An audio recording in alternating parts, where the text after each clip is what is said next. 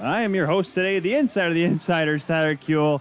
Welcome back to another episode of the Kuehl Show, everyone. As I once again almost forgot to turn on my lovely and amazing microphone here. We are live once again here on a Monday night here, February the 22nd of 2021, here on 12-ounce sports. It's on that corner over there, 12-ounce sports. Whether you're watching us on Facebook, whether you're on the Twitters, whether you're on YouTube, or whether you're on channel 761 on Zingo TV. If you want to check it out, because don't forget, we're not the only network on Zingo TV. It's not just, us. There's like lacrosse and international basketball. If you love sports, go on Zingo TV, channel 761. Sign up for free using the promo code 12-ounce. That's 120Z or Z for you improper English users. I am Tyler Kuehl here saying thank you once again for tuning in with us here this evening.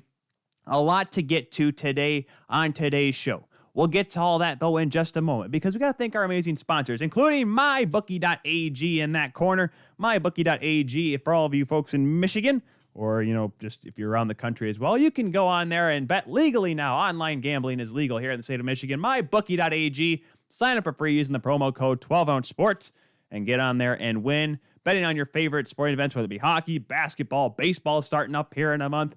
Win and get paid on mybookie.ag. And of course, as always, Second String Leather Company in that corner on the laptop as well. Get on there, secondstringleather.com, 50% off certain wallets. They got a great selection as always, guys. So many different collections. But of course, they have wallets, bathroom bags, keychains, coasters, pillows, shirts. I'm not wearing the shirt today or the hat today, but they have all that cool stuff on secondstringleather.com. Hashtag crafted from the crease.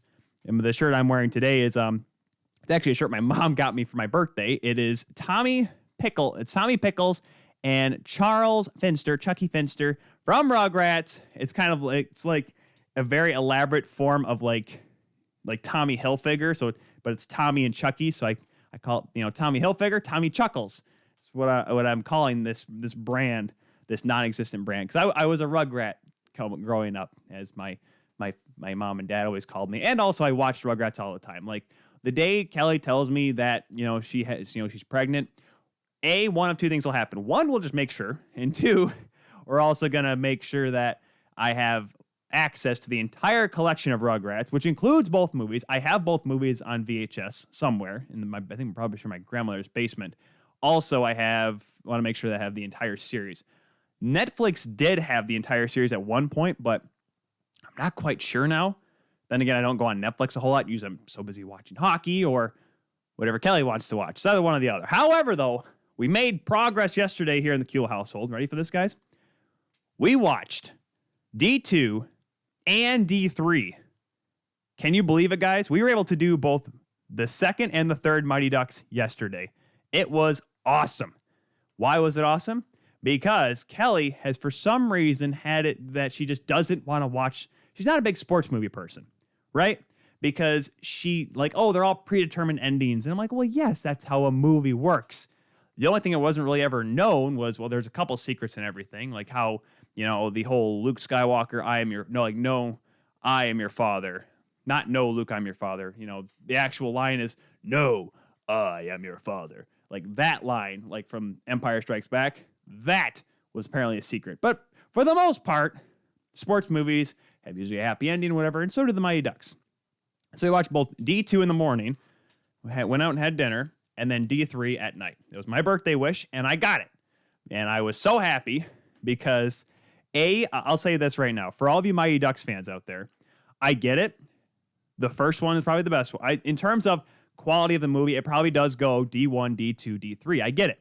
However, D3, though, it's just got that lovely little minutia to it, that quirkiness and complete outright cheesiness that makes it the perfect movie. Also, it's got bare naked ladies in it, which definitely helps for anyone's case.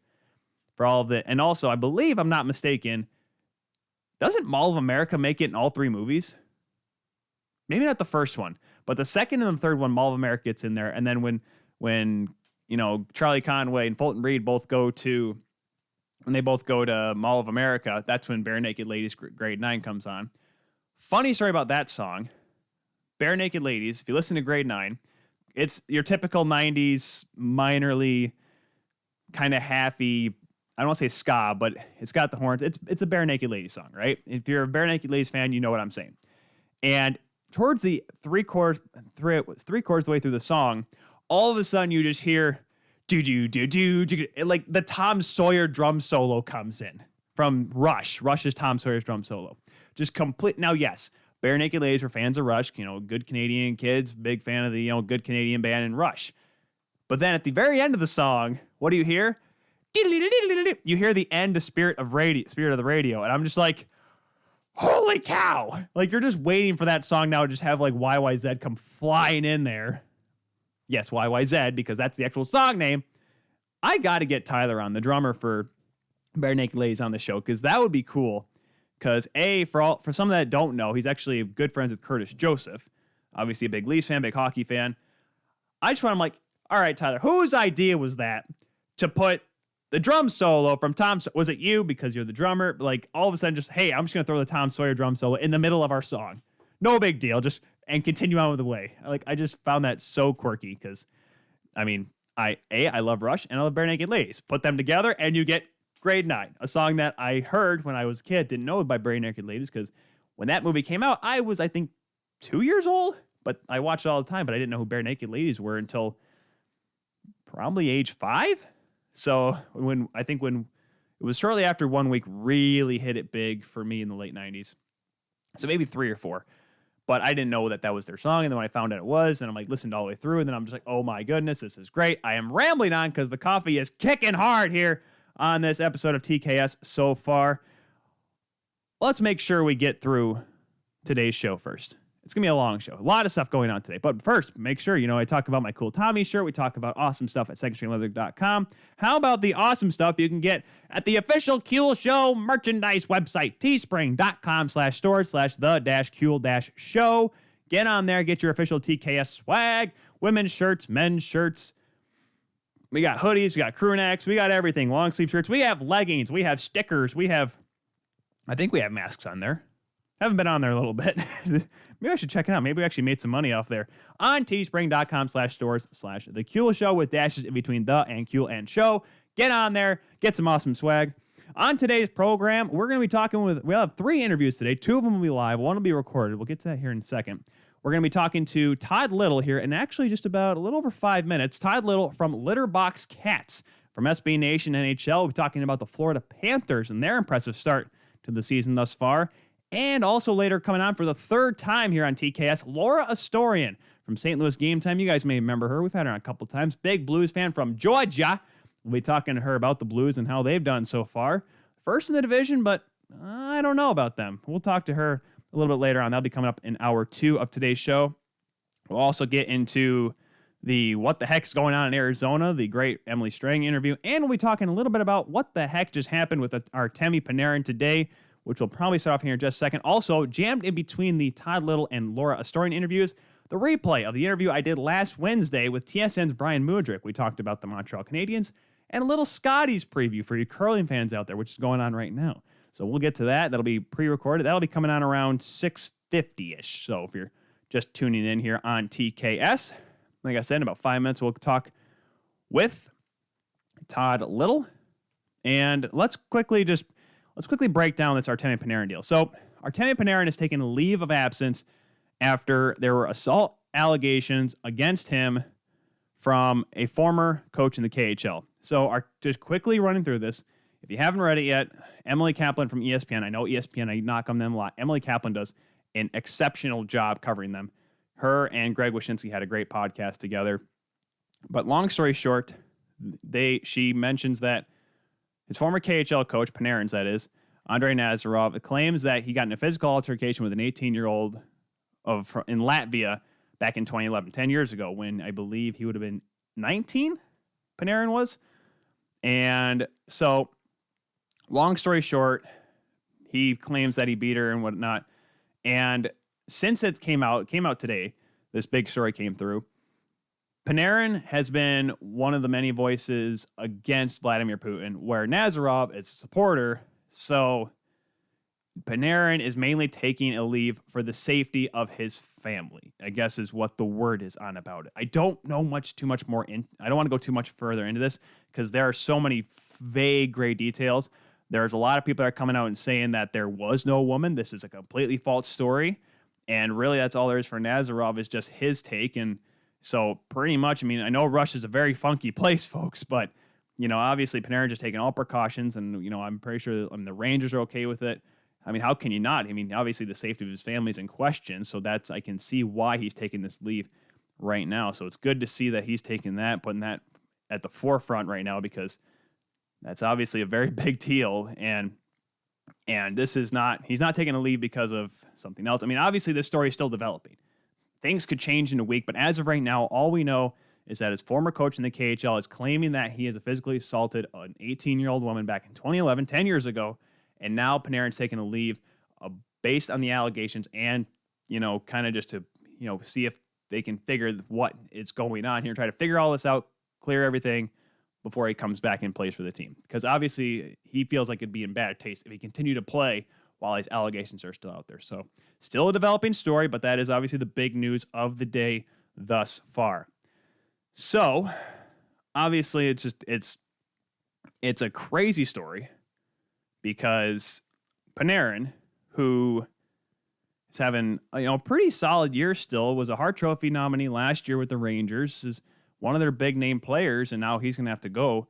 I mean, I'm not going to get into what this means for the Rangers.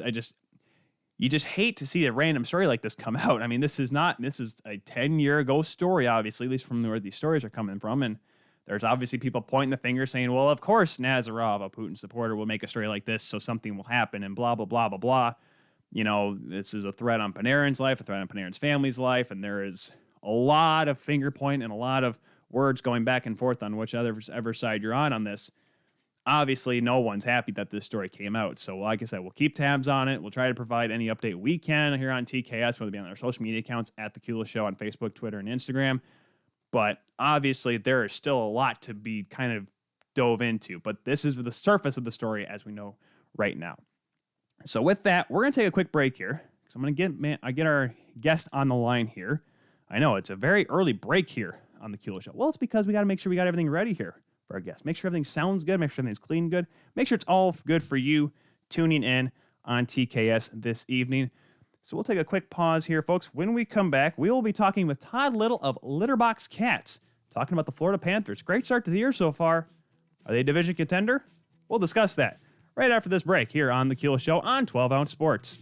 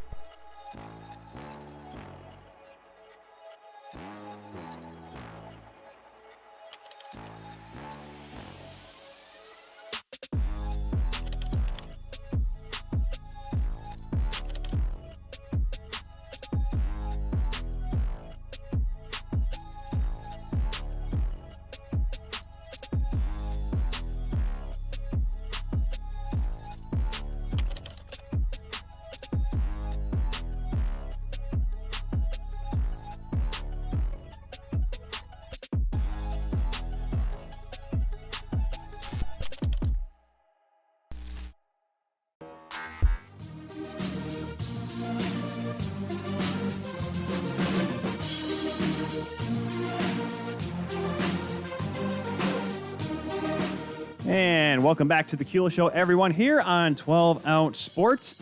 A team that has been really surprising this year, guys. By the way, Insider the Insiders, Tyler Kuehl here, bringing it back for you here on this Monday, February 22nd. A team that has been a real surprise so far in this Central Division. Now, it shouldn't be a surprise given on their talent pool and who they have in net, but it's a different guy that's in net that's been really stepping up. It's been the Florida Panthers, guys. A team that right now is, like I said, having a good start. They are currently 11-3-2, second in the Central Division, and this is with some games missed due to COVID-19. But what is making this team so good? So with that, let's bring in our first guest here today on TKS. He writes for Litterbox Cats on SB Nation NHL. Ladies and gentlemen, welcome to the show, Todd Little. Todd, how you doing today, sir? I'm doing good, Tyler. Thanks for having me on. Todd, first thing I got to ask you about here. The weather across this United States of America has been completely bonkers right now. How is it affected down in Florida? Is it that bad like it is in Texas and, other parts of the South? No, absolutely not. I think for a while there we were had the warmest weather in the country last week, and we've had a nice winter for our standards, but it's nothing like they're getting in Texas. And one of my coworkers who works remote, he lives in Louisiana, and I talked to him the other day, and he said it was 16 there, and it was probably about 80 where I was, so I was feeling really bad for him. Oh, geesh. Yeah, because Florida sometimes it's just separate from the South. Like Georgia will be snowing, Mississippi, North Carolina. Florida will still be 85 and sunny. It's almost like a complete separate state down there. Yeah, it'll get cold up in the north part of the state because my brother lives up there and they get some cold weather, some of the time. But it's rare that, we've had a nice winter. We had some nights and early mornings that were in the 40s and stuff like that. So that was the coldest winter we've had in the last 10 years, I think. So, yeah, we're pretty lucky for the most part as far as that goes. Well, that's definitely good. And obviously another team that is pretty hot right now are the Florida Panthers, and a team that, I'll be honest, Todd, I've always picked Florida to be my dark horse last year I picked them to finish third in the division. It's going to be them and Tampa in the playoffs because I was ready for an in-state playoff battle between the Lightning and the Panthers, and they went to the Central Division this year, but I'm just like, Bobrovsky, and they're just, Trocheck's gone now, and I'm like, I don't know about this team, but here they are, second in the division, and they're playing well, and they're beating the top teams in the Central that a lot of people didn't think they were going to beat. How do you think the Panthers have gone so far? I think they're doing great. Like before the season started, I had them, because there were so many changes during the off season. They changed general managers, and Bill Zito brought in a lot of new players. So I was like, I don't know what to make of this team, until I see them play. So I was like, I have them penciled in for sixth, and I figured, maybe if everything came together, that they would be able to challenge for fourth and maybe finish fourth. So to see them, last week there was a few days they were in first place. Right now they're in second place. So it's been a pleasant surprise to see the Panthers actually off to a good start and banking points and not putting themselves in a situation where they're going to have to win a lot of games at the end of the season to squeak into the playoffs. Yeah, because you never want to be on the bubble right now, especially while the Central Division seemed like starting to separate a little bit. Those top four and then maybe the fifth spot now is getting a little bit tight, but they've won two out of three against Tampa. They were able to show that they can beat Carolina. They beat Detroit, thank goodness. But this team is looking good. And the guy behind the bench, the reason why he went down there and really gave this team expectations is Joel Quenneville. He's got obviously a long historic pedigree, to say the least. Is it finally clicking with his team? It's kind of just, I don't want to say a lucky stretch, or is Quenneville finally showing that, hey, I am a good coach and this is why the team is actually playing well now?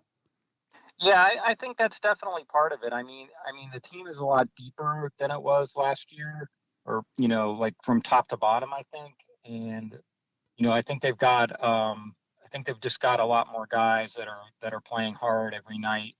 And, that's the style he wants to play, a little less run and gun than last year. And while I think the defense is still a work in progress, it's definitely gotten better, so far this year as opposed to last year. And part of that is, addition by subtraction by trading Mike Matheson. I think that helped out a lot. And while he puts up a lot of points, Keith Yandel is another guy that's you know liable to make some defensive errors, but he's doing better in that regard this year, and he's still putting up points on the power play. So, he's having a pretty good year, and Aaron Ekblad is having a good year again. So, yeah, I think you can definitely attribute some of that to Coach Q. Yeah, it's really a big thing when you start getting everyone involved, because Ekblad, people were talking about, oh man, he's starting to turn into a bust, but he's looking good. We'll get to the defense in a little bit, but you mentioned Mike Matheson getting traded, and the guy that was in that trade coming back to Florida, Patrick Hornquist. And this was a maneuver that everyone thought, oh man, this is a dump move, a cap dump. Hornquist is on the tail end of his career, which may be true, but he's still looking good. How do you think Hornquist has played in his first few games with the Panthers? He's played great. I mean, he's got 8 goals and 7 assists. Without having the stats in front of me, I'm pretty sure that's where he's at now. He's got 5 power play goals. He's constantly in front of the net, screening the goalies, the opposition goalie. And even if he's not picking up points on those plays, they're scoring, because he's in front of the net. And he's been great. I didn't expect him to produce quite this much, and maybe he'll cool off as the season goes on. But just being able to trade Matheson and get something useful back for him was a big win, and I think that endeared Bill Zito to a lot of Panther fans. That one move right there. I mean, that's a big thing too. Having a GM in his first year, in his first full, being the head honcho since coming down from Columbus. Obviously, he was there with Jarmo Kekalainen, who, let's just say, is a very aggressive general manager with some of his decisions he's made. But the offense this season thus far has been led by Johnny Huberdeau. Because I believe, if I look at this right, he's tied for 7th in the league in points. 7 goals, 15 assists, 22 points. We saw the great game he had the other day against Carolina. I just hate it because, everyone always talks about Eastern bias in the National Hockey League. Everyone only talks about the East. I say it's the Northeast because Johnny Huberdeau, since his days in St. John's, has always been a quiet star just waiting to just come out of a shell and burst onto the scene, because he's always been the player that we're seeing today is the guy that he's always been, but he hasn't been able to put the production up and get the recognition for it. This season thus far, Todd, he's looking good. Yeah. The last couple seasons, he's put up a lot of points, and this season in particular, the only kind of weird thing going on with him is he only has 21 shots on goal this season, which is a little bit of the first few games of the season he kind of got off to a slow start, and ever since then, he's kind of caught fire, and he's putting up a lot of points without actually generating a lot of shots on goal, which is kind of weird. I mean, he scored 7 times on the 21 shots, so that's nice, and he's definitely a key cog on my fantasy team, so I'm well aware of how productive he's been. Oh man, I've always been wanting to get to those fantasy polls, but I'm like, I would never want to pick because I watch the Leafs all the time. And I'm like, oh, I'd pick guys like Matthews and Martin. Now, yes, Matthews this year would be probably racking up my fantasy points, but Huberdeau has been great. Of course, Alexander Barkov has been he's another leading scorer on this team once again, but he's also getting a little bit of help, not just obviously Huberdeau, but how about Carter Verhaeghe? This is a guy that, 13 points so far this season. I don't want to say this guy was an unknown player, but he wasn't a top line scorer, but he is one of the top guys this year. He's ahead of, I think he's 3rd on the team in points right now, if I'm not mistaken, or no, 4th behind Hornquist, Barkov, and Huberdeau. And the thing I've been hearing, Todd, is Verhaeghe's good, but it's the Alexander Barkov effect. He's played a lot with Barkov this year. Do you think that's true, that just because he's playing with Barkov is he's getting the reason why he's getting these 13 points, the 6 goals and 7 assists? Or do you think Verhaeghe is another guy that is just finally kind of fulfilling his potential as a possible leading scorer? Yeah, I think it's a little bit of both. I mean, obviously, whoever plays with Barkov is usually, able to put up numbers, and so yeah, you can't overlook that. But Verhaeghe, he's been really good. That new first line, they bumped Huberdeau down to the second line, and they've got Barkov playing with Anthony Duclair and Verhaeghe, and both of those guys have looked really good. I mean, Duclair has played really well. The only thing he's had tons of good scoring chances, but he hasn't really been able to finish a lot. But he has 2 goals. But that line has looked really, really good. And so far this season, I think Barkov was playing quietly through injuries last year. They never really came out and said what was wrong with him, but you could see that he wasn't quite his usual self last season. And this year he looks a lot faster. He's stronger on the puck, and he's basically just doing it all. He's a great player.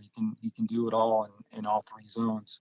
And going back to Duclair, I was thinking he was going to stay in Ottawa because the Ottawa just seemed like they had this nice young core and they was going to build around Duclair, but he doesn't sign. I'm like, okay, that's funny.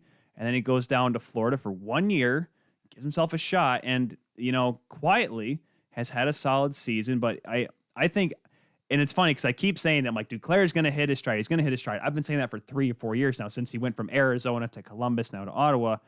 But do you think he's just one, like, maybe hot streak away from just becoming a 50-point guy in a normal 82-game season, like a 50, 60-point guy? Yeah, I think it's definitely possible, especially playing with Barkov and Verhaeghe if that line stays together. He's got 10 points, and like I said, he's getting tons of chances. He looks really good out there. He's really fast. He's driving the net all the time. He's just had some bad puck luck and hasn't been able to cash in on a lot of his scoring opportunities. But you figure if he can get one or two more and like hit like some sort of hot streak, he'll be able to finish up strong and put up really good numbers. Yeah, only 2 goals and 8 assists so far, but he's a guy that coming out of junior, he just looked like the kind of guy that could put up 25 to 30 goals, and he's almost there. You can see it. I think he's got a little bit of confidence this year, maybe just a change of scenery, playing behind, under Joe Quenneville, because if I'm not mistaken, he played under him, if I'm not mistaken, in Chicago, did he not? I think he did, if I'm not mistaken. I forget, because Duclair played in Chicago, right? I'm trying to think. Actually, I'm not 100% sure on that. You might be right. I know he's moved around a lot, and I'm not sure if he played for Chicago or not. Oh man, I got hold on, a quick hockey reference, and yes, played in 17-18. So I think that means he did play for a little bit. So I knew gosh, there's so many guys. There's those kind of players that you have to like. Did he play for that team? One guy that has become synonymous with Florida, like you said, was Keith Yandle, a guy that I don't want to say I gave the old John Scott thing to it, but when he was an all-star last year, I'm like, Keith Yandle? I'm like, okay, he puts up points, but I'm like, really? Is he an all-star? But then we see it now, the importance he has to the Florida Panthers. He may not be a superstar defenseman, Todd, but 2 goals and 10 assists for 12 points. And I think the realization, I think, to everyone that realized how important Yandle was before the season when there was whispers that he was going to get either thrown on the taxi squad, put on waivers, whatever, and that Iron Man streak was going to get broken, everyone went to bat for this guy. That there is an important mark on how important and how vital Keith Yandle is to this Florida hockey team. Yeah, there's I don't know what people's opinion is of Yandle outside of South Florida, but there's a lot of Panther fans down here that are pretty sour on Yandle because he turns the puck over a lot and he's not very physical for a defenseman. But that's not his game. And I think if he was making less money, some of that negativity wouldn't be there. But he's definitely cut down on that to a certain extent this year, and they're limiting his ice time a bit more, 5-on-5, and his specialty is putting up points on the power play, and he's doing that, and he's having a better season this year than he did last year. That's for sure. And it's obviously a good thing. And Aaron Ekblad as well. But go ahead. Sorry to cut you off. But the one thing, to get back to what you were saying before, the guys on the team, for whatever reason, they love Yandle, and in that respect, he is a very important part of the team.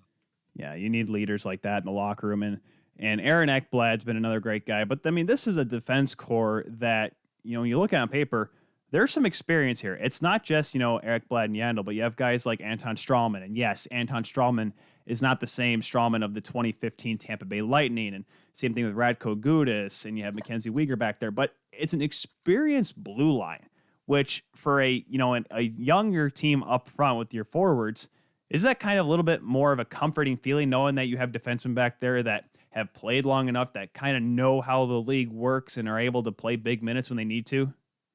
Yeah, the defense, I touched on this a little earlier, and the defense is definitely so far so good this year. I think it's still a little bit of a work in progress, but adding Gudas was a really nice move. I wasn't 100% sure how that was going to work out, but he's I think he's leading the league in hits, if I'm not mistaken, and he's doing that while staying out of the penalty box, which is really good. He's not crossing that line, where he's getting the team into penalty trouble. So that's been really nice. And I thought Strawman struggled a bit last year, and I think he's playing a little bit better this year. And as I mentioned before, Yandel's playing better this year, a little bit better this year. So, as a unit, you definitely see improvement from the last couple of years. Yeah, that's really important too, because we joke about it a little bit. I know we gave it a lot when the Panthers had the second best power play in the league, but poor Lou and Reimer just for some reason forgot, they put the pads on the wrong legs. I don't know what it was that year, but I mean, the offense has always been there, but it's been the defensive end. And the goaltending obviously is really important as well. They bring Bobrovsky in, big contract, a lot of expectations, had a good little end there with Columbus, able to beat the President Trophy winning Tampa Bay Lightning, comes down and it doesn't work out last year. And this season, I mean, yes, he's got a solid 5-2-1 record, but his numbers are not the greatest. However, this kid named Chris Drieger, who I knew was a goaltender, he played up in Belleville for a little bit. I knew the name, but I didn't know this was a 6-1-1 goaltender with a 2.34 goals against average and a 9.26 save percentage that is currently 12th among goaltenders that have played more than 3 games this season in the NHL. How good has Drieger been, and what kind of a guy bursting on the scene you have down there with the Panthers? Yeah, I mean, this guy, like, as soon as I saw him play a couple games last year when he came up from Springfield, I was like, they've got something with this guy. He's a big goalie. He doesn't give up a lot of rebounds, and for whatever reason, as you mentioned before, like with the problems they've had on defense, whether it was Bob or Lou or Reimer the last couple years, these guys all look the same, behind that defense, and that was not good. But for whatever reason, even last year when the defense was struggling, he's always looked good. He's, he gets wins. He doesn't give up a lot of goals. He's just real calm, real positionally sound. And for whatever reason, he just seems to be the right goalie for this team. I mean, because I'm trying to think of the great Panther goaltenders of the day. I mean, obviously Lou is synonymous because Lou's been there the longest. And Markstrom, while the team was bad, he had some good numbers, and that's what made him an option to go up to Vancouver when that trade happened to get Luongo back down in the Sunshine State. But, I mean, Florida, outside of maybe Van Beesbrook, there hasn't been a star goaltender in Florida. And I don't want to say that's what's hindered them over the years, but it's been tough when you don't have a guy that can play well. But like I said, the defense is coming around really well. Chris Drieger is a great breath of fresh air with this Panthers team. They're second in this division, a central division that looked like it was just going to be Tampa and Carolina sweeping the floor, having a ball with this division. And Dallas as well. But yet here we are, second in the division. Obviously, there's a lot of hockey to be played. I know we're reached past the quarter mark of this season, so maybe you'll start to see a little bit of stagnant moving in the standings. But is this Panthers team for real, Todd? Should we be looking at this team as a vital threat in this division to not just make the playoffs, but, possibly be the team representing the Central Division come the semifinals, come the playoffs? How high are the expectations for the Florida Panthers? Ooh, that's a really good question. I'm not sure. As far as contending, maybe to finish first or second during the regular season. Yeah, I think they could do that, especially if Bobrovsky can raise his game and I mean, he doesn't even have to be a $10 million goalie, which would be nice, considering they're paying him all that money. But just be a good goalie, just an above average to good goalie. I think that would go a long way to keeping the Panthers in the chase for the top spot in the Central. But as once we get to playoff time, I'm not exactly sure. Maybe they can win a round. Do I see them being, in the semifinals when we're down to the Final Four? I can't say that yet. Maybe in a couple months if they keep this up, my opinion will change. But yeah, I think they could. I think they could challenge for first or second place in the division and maybe win that first round of the playoffs. And I think that would be really good progress for this team if they were able to do that. And they got Dallas for the next 3 games starting tonight at 7:00. We may have that here in the studio to keep tabs on that. But then you got here's the nice part though. All 3 of them at the BB&T Center. It's still the BB&T Center, right? Some teams have changed their Yeah, arenas. Okay, yeah, so BB&T. they've changed the name a lot over the years, but as of right now, it's still the BB&T Center. Although I think that's probably going to change in the next year or two. I remember it used to be like I remember that arena was first built. It was something car rental service arena. Yeah, National Car Rental Center. Oh man, I'm pretty sure that was the name of it. I know it didn't have the same kind of zing as Miami Arena. Yeah, nice and simple, old school. Old school, man. Well, because I'm curious to see how the Panthers do in these 3 games against Dallas, because they took 2 out of 3 against the Lightning, and then they followed that up by beating Carolina. So those are the teams you want to see them beat. So they haven't played Dallas yet, and if they can take 2 out of 3 against Dallas, that will make me even more of a believer than I already am. Yeah, Dallas is an interesting team. They started off hot with a couple of big wins right off the hop, but then they've kind of cooled off a little bit. Columbus has been, I don't know, John Tortorella's playground with kind of throwing about whatever he wants to bench and who he wants to actually play. And, then there's Chicago just, with a hot start they have a hot young goaltender as well, and they're winning games they may not be a playoff team, but, they're playing well.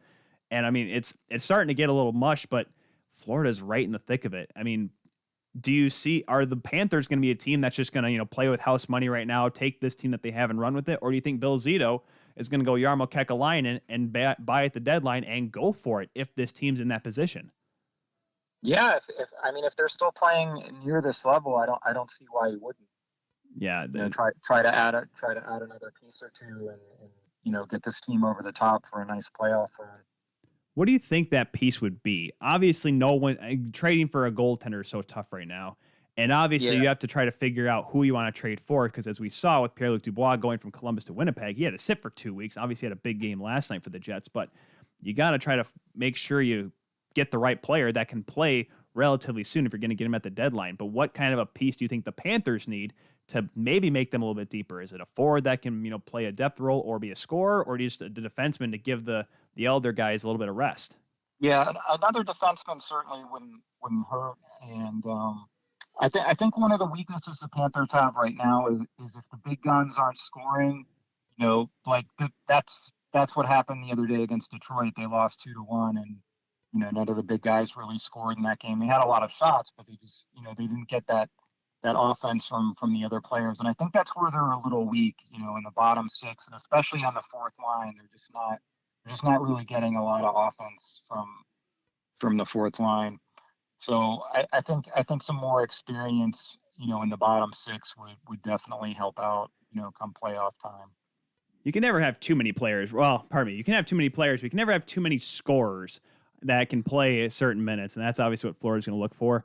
You guys, of course, can follow Litterbox Cats. We've been talking with Todd Little here. He covers the Panthers for Litterbox Cats at Litterbox Cats on Twitter. You can follow Todd as well on the tweeters at Todd Little 827. Follow him there. Get all your great information about the Florida Panthers. My buddy Peyton Turns tweeted out yesterday. I'm like, are we just not going to talk about the Florida Panthers? And I told him, you better wait for Monday's show, because we're talking about the Panthers, because Todd, so far, they look like they're for real. Yeah, they do. It's like I said when we first started, this is a nice change to see them not chasing the pack and actually banking points right now.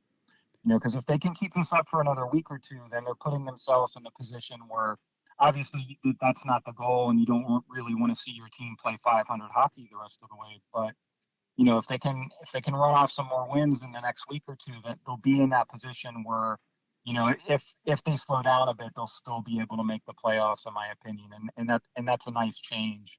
Because that's been the main problem with the Panthers, in their history. They just don't make the playoffs a lot.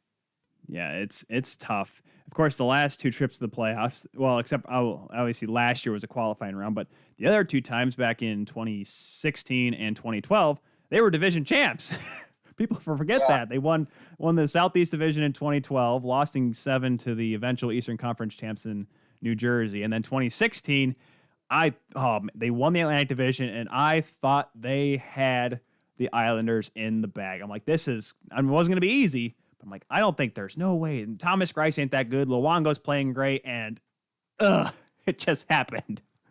Yeah, that was a really competitive series. That was a tough loss. I thought they were the better team in that series, and Grice kind of stole it for the Islanders. Where do you? Did you think that they were going to lose Game 6 there in the Isle, or in Brooklyn, excuse me? Because we had Chris King on the radio play-by-play voice for the Islanders, and he says that's probably one of the biggest moments that the Islanders have had at the Barclays Center. But for some reason, going in that overtime, like, the Panthers are going to win this one at least, right?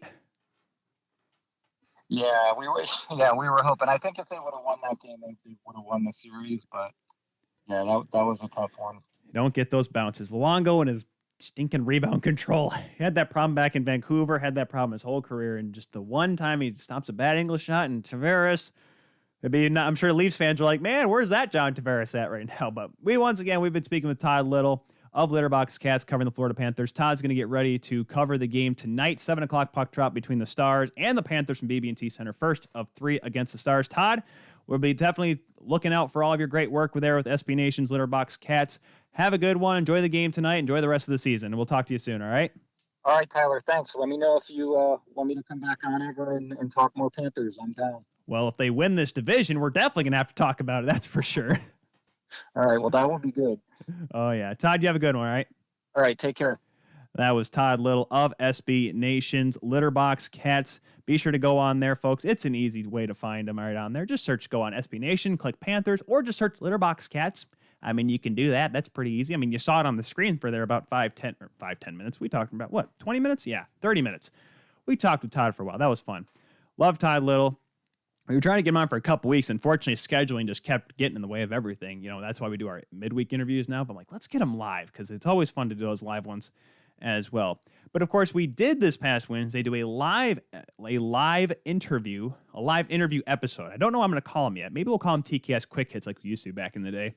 But we did an interview with TSN's Bryan Mudryk. That was a fun one for me because Bryan Mudryk's been an anchor for TSN. He's been a reporter. He's been a play-by-play guy. Currently doing play-by-play work doing some reporting up at the Scotties up in Calgary, the Scotties Tournament of Hearts. But he also does play-by-play for the Montreal Canadiens. And it was cool for me to have a little sit-down with him. We talked a little bit. Talked about the Habs, their season, how they've done so far, what their expectations are. I know after last night's loss to Ottawa, it's a little bit uneasy in the province of Quebec. However, this team is still in a good spot. They lose a tough one, but hey, Ottawa's done that to the Leafs and the Habs this year, and yet the Leafs are still the top team in the North Division, and Montreal's still sitting pretty good. So let's carry our way over to that interview now. Let's see what Bryan Mudryk had to think about the Habs and a little bit of Sky's preview as well. Tyler, take it away. Ladies and gentlemen, welcome to the show, Bryan Mudryk. Bryan, how you doing today, sir? Hey, thanks for the warm welcome. I'm doing awesome. How are you? I am doing well, and I know you say the words warm welcome because I'm pretty sure you would like some warm weather in your neck of the woods, Bryan, because you're up in Calgary right now getting ready for the Scotties. How bad is it up there right now?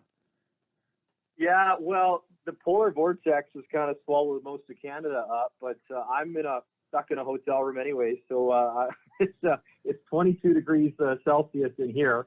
So no, it's not bad. I got no complaints. I'm excited to help with the curling broadcast on TSN that's coming up here, where a lot of us are in isolation, some of us up to over 60 days to pull this off. So grateful, to be working, and hopefully we can provide some fun and an outlet for the next month and a half or so for people that are having maybe a rough go this year, this month, this week, right? So, looking forward to getting started.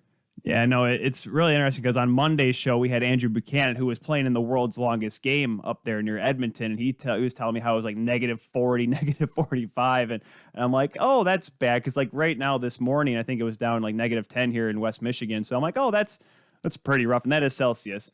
And I just thought, like, man, that must be tough. But at least you're in a nice, warm hotel room. But you are getting ready for the Scotties, which is one of the big tournaments. Obviously, the Briar's coming up as well. It's a weird tournament right now because not many teams have been able to practice or be able to compete before this tournament. What are you expecting out of the Scotties tournament? Who's really the favorite going in this year? Yeah, it's going to be bizarre. But, we've been sort of saying that, haven't we, for months now. And, before I get into the Scotties discussion and the curling, I do want to send a shout out. Dr. Brent Sake is one of my dear friends up in Northern Alberta. His wife, Janelle, they do a phenomenal job up at Stakers Acres. I've been to the rink before. I'm a cancer survivor myself. We both raised money for the Alberta Cancer Foundation and the Cross Cancer Institute. He lost his first wife and his dad. And wow, Brent and his family are just killing it, doing a great job. And to all the volunteers skating, I tip my cap to them because it is cold. So shout out to them and all the great job they're doing. And as for the Scotties on some different ice, it's going to be strange. A lot of the teams normally weren't able to have their normal provincial or territorial playdowns because of restrictions, cancellations. I think obviously your favorite, I would tip my cap to Carrie Anderson, who's the defending champ, solid player, so strong. You saw Nerves of Steel in the final last year. She's got returning Shannon Burchard, Brianne Mayer. They're a phenomenal team. You can never count out Jennifer Jones, who is, a lot of talk about, the GOAT and Tom Brady winning a Super Bowl and Michael Jordan and all his accolades. I mean, in curling, Jennifer Jones, my goodness, she's won everything, including an Olympic gold medal, and she's got a chance to become the first woman to win 7 Scotties titles. So they always certainly stand out. And, I mean, there's lots of great teams. Rachel Holman, former Scotties champ, Olympian. And there's a kind of different wrinkle. There's 3 wildcard teams that are coming in as well to fill out the field simply because of all the weird restrictions and things that have happened this year up in Canada and across the world, obviously. But, a lot of there weren't playdowns, or maybe some teams couldn't commit to the trip or had some health reasons or personal reasons. They didn't want to come to Calgary and be in the bubble. So it will be interesting to say the least. But again, I think the one thing that we can all agree on is there's a lot of fans around Canada, and we have some viewers obviously in the States and around the world that stream or watch us that are excited to have something to watch because a lot of the country is in a lockdown. Yeah, that is true. Because I myself, I follow like World Curling Federation, so I'm one of those that watch it more than every 4 years. Everyone's like, "Oh, I love curling during the Olympics." I'm like, "Well, it goes on year round." Now, I will say this: a little bit tougher to watch the TSN down here in the States, but I digress. It's going to be a great tournament, of course. Then the Brier starts next month as well, so a great month of curling coming up here. Let's get on to the other sheet of ice here, a little bit bigger, if you will, Bryan. The Montreal Canadiens this year.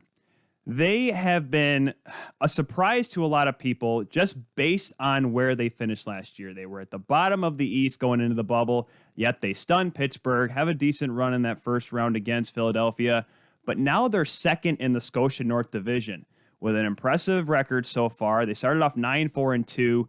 What is so much different from this year's team to years past that makes them such a compatible team? I think first you have to credit the general manager and Marc Bergevin and the moves that he's made, and the moves that he has made, especially more recently, have seemed to have really paid off, and to ownership in Jeff Molson and believing in him. Obviously, your cornerstone pieces are Carey Price and Shea Weber, getting older in age, but still very talented. Weber continues to lead the Montreal Canadiens in ice time per game. Just celebrated his 1,000th game in the National Hockey League. I was lucky enough to call that at the Bell Center. Carey Price is still one of the best in the game. You have Jake Allen coming in, who has really solidified him and letting him rest early in the season, obviously. But Allen has, as Claude Julien said, comes in with an incredible work ethic, understands his role in supporting Carey Price. 5 different players come in with Stanley Cup pedigree as well. And the one that, screams big win thus far is Tyler Toffoli and the deal that he signed. Josh Anderson, you're looking at 2 guys that are near the top of the NHL in scoring goals. Jeff Petrie swinging out of the gate, Michigan kid. Oh, yeah. He has been phenomenal. And, in the Norris conversation early on, and rightfully so, is in every situation, logs big minutes. Joel Edmondson, another addition. They've been seamless. You could call them the second pairing. Even Claude Julien, in his words, you could call them the first pairing, depending on the night and the situation. Weber and Sherratt. There's big bodies in front of Carey Price or Jake Allen. And then the youth movement continues to grow. Kotkaniemi and Nick Suzuki were the leading goal scorers in the bubble. Suzuki tied for the points lead with Jonathan Drouin in the playoff bubble. And these are guys that we're going up against, as you said, Sidney Crosby and Evgeny Malkin, some great centers in the NHL. And Claude has shown that he trusts these young guys. Jake Evans, the 4th line center, really stepping up and playing strong. The shorthanded goals, my goodness, they were popping him off fast and furious to start the season. And you got a guy in the taxi squad, Michael Frolik, a Stanley Cup winner, yet to even see action. Corey Perry getting in when Armia got hurt. all the things that they brought on board, I think they're deeper. They have depth. And the one thing you hear a lot with this hockey team is speed, speed, speed. I think early on, 5-on-5, they were really picking up and destroying teams off the rush, off turnovers in the neutral zone. I think teams have picked up on that. They're playing Montreal different defensively and a little smarter. However, it's all those reasons point to a great start for Montreal. It's crazy because 2 years ago, everyone's even parts of last season, Brian, people were calling for Marc Bergevin's head. This guy's running this team into the ground. Oh my gosh, another playoff miss. And oh man, how can we do this? And all of a sudden he makes a couple of small moves, nothing really major. Obviously getting a goaltender to help out Carey Price was big, and Jake Gallen. We'll get to him in just a minute. But is Montreal accepting of Marc Bergevin now, or is it still kind of apprehensive? Is that the feeling Montreal is? Ask me next week if they lose 4 in a row, right? I mean, Right. The beauty of hockey in Canada and the Canadian markets is that the passion is overzealous at times. When you're winning, I mean, plan the parade. When you're losing, fire everybody. And the over exaggeration of such feelings will be magnified because of the Canadian division this year. I mean, you look at Vancouver. They're trying to get fire Jim Benning hashtag going. I mean, it's just ridiculous, but all it shows you is the passion in these cities. The fans care. And in Montreal, I don't know if there's a better place to play in the National Hockey League when you're winning in Montreal, and when you're losing, the fan base will let you know. But I guess to answer the question in a roundabout way, I believe that he has made some magical moves. I mean, you could look at, he said this to my colleague, Pierre Lebrun, that the best trade he did pull off was Subban for Weber. And at the time, the fans hated it. But Weber brings in that captain, that leadership, and there's no doubt who runs the room in the Montreal locker room. I mean, a smaller one, Thomas Fleischmann and Dale Weiss, coming in the Chicago deal that landed Phil Deneau and a second-round pick, and that second-round pick is Alexander Romanov. So there's been a lot of great deals. I mean, getting Brett Kulak for basically nothing. Paul Byron, who was a waiver pickup and ironically was recently put on waivers, and he has a letter, Paul Byron does, on his chest this year. So, I mean, he's made a lot of really stealth, solid moves and some signings that have certainly paid off. And a lot of people question Josh Anderson's shoulder and the injury and giving up Max Domi and that deal. And everything's looking really good right now, isn't it? It's incredible because, and this is, a problem, I follow the Leafs myself, and everything is, I don't say short-sighted, but it's the quick moves like, oh my gosh, how can you get rid of Subban? He was a Norris Trophy winner just a couple years back. How can you do that? But obviously, longevity-wise, it's turned in favor of Montreal. Now, Josh Anderson was one that I was confused about because you thought maybe Max Domi was almost there to make that jump to being the star that Montreal wanted, but they make the trade. They get Josh Anderson, they sign him, and then he starts off the season with 11 points, 9 goals and 2 assists. I mean, he is the goal scorer that Columbus wanted him to be, but injuries riddled him. And if he can stay healthy, Brian, we see it, he can be a real key player. The one thing that his teammates talk about now, his new, obviously, Montreal Canadian teammates, is and being able to watch him, at the rink in person and call his games, is just how fast he is for a big man.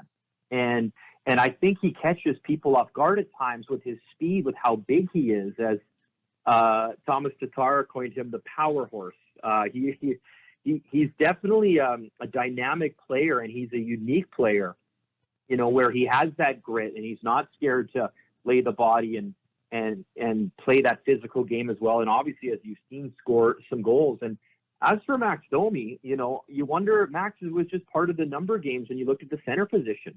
Kotkaniemi and Suzuki, I mean, they weren't going anywhere. Philip Dano, that line has been a shutdown line. They've been mixing it up as of late with Tatar. And Toffoli going up to that line with Gallagher and Zano, but they're pretty deep at center. You have Ryan Poehling, who hasn't played much. So there's a lot of depth at center for the Montreal Canadiens that they haven't had in a long time, and Domi might have just been caught in that number game.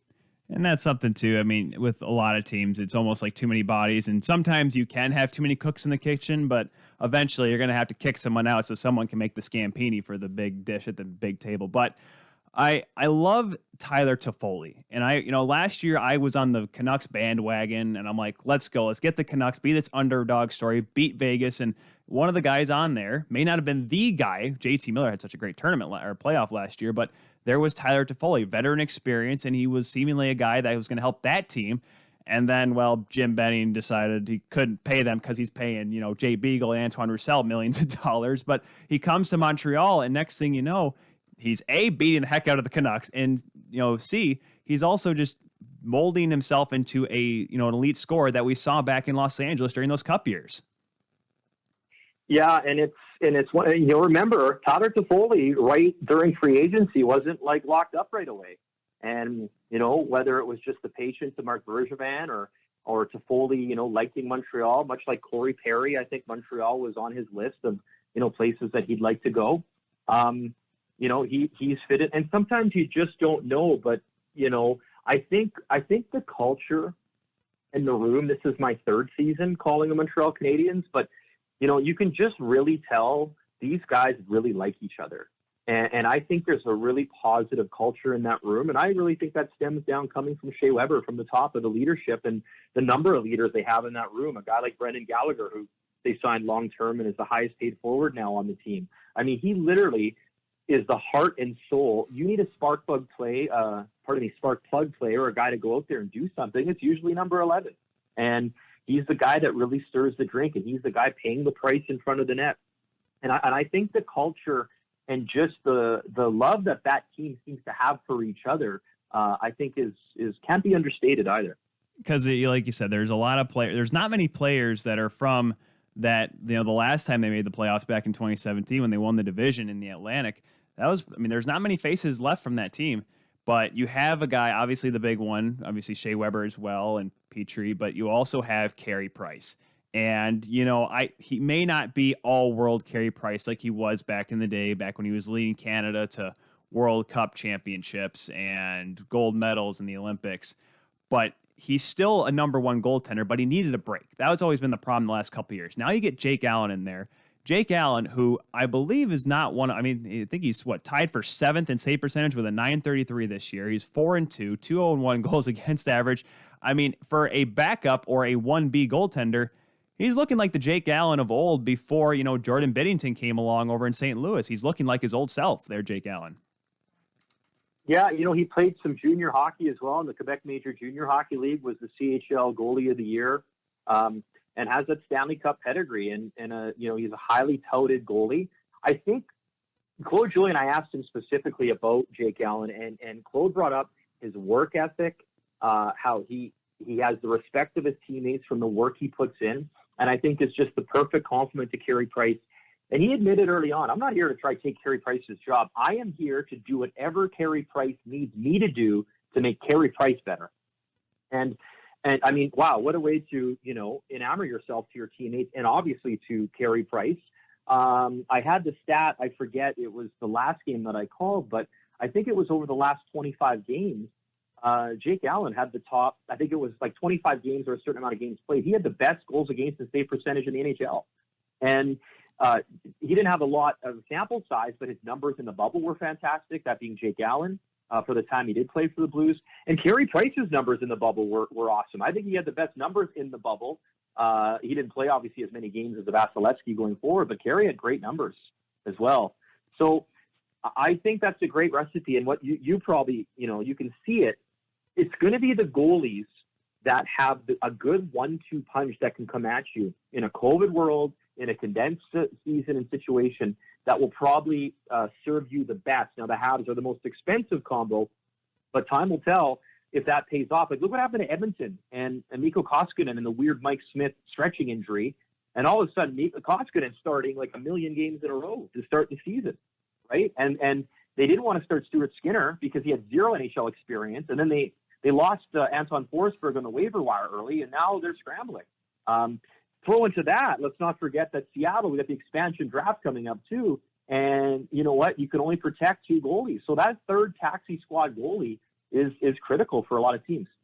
And I look at Carey Price's numbers because I've always been a Carey Price fan. I've always kind of tried to, when I was actually capable of doing the splits. That was not that long ago, but regardless, like I always looked up to him. I knew he's a great goaltender, but he's 5-2-2. His numbers may not be as good as Jake Allen's. Do you see any possible rumblings? I know you just like Jake Allen said, he's coming here to help Carey Price, not here to take anyone's job.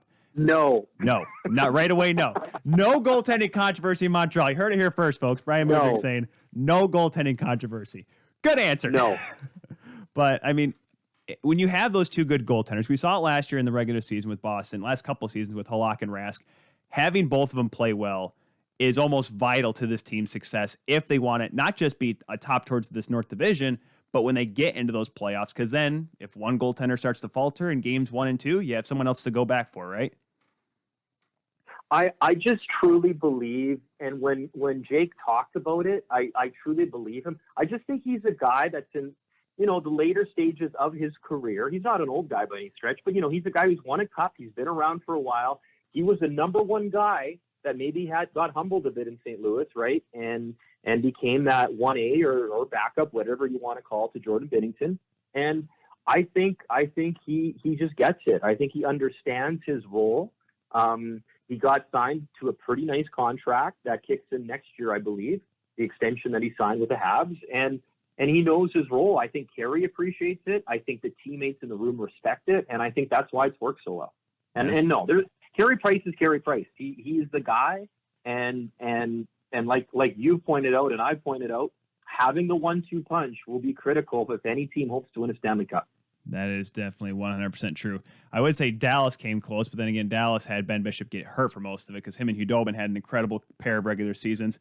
Last question before they go here, Bryan, because we saw the last couple games against Toronto. They were able to split, and there was one game where it was, Montreal lost to Toronto. Is this, people were saying it was a mirage. Is this season a farce? Is this start, just kind of something that's just all of our imagination?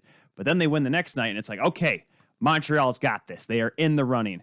What are the expectations now for Montreal? Because at the beginning, it was just, all right, let's just be better. Let's make the playoffs. Let's be in the top 4. Now it's division title. It's almost seeming like. What do you think the expectations are for the Habs now?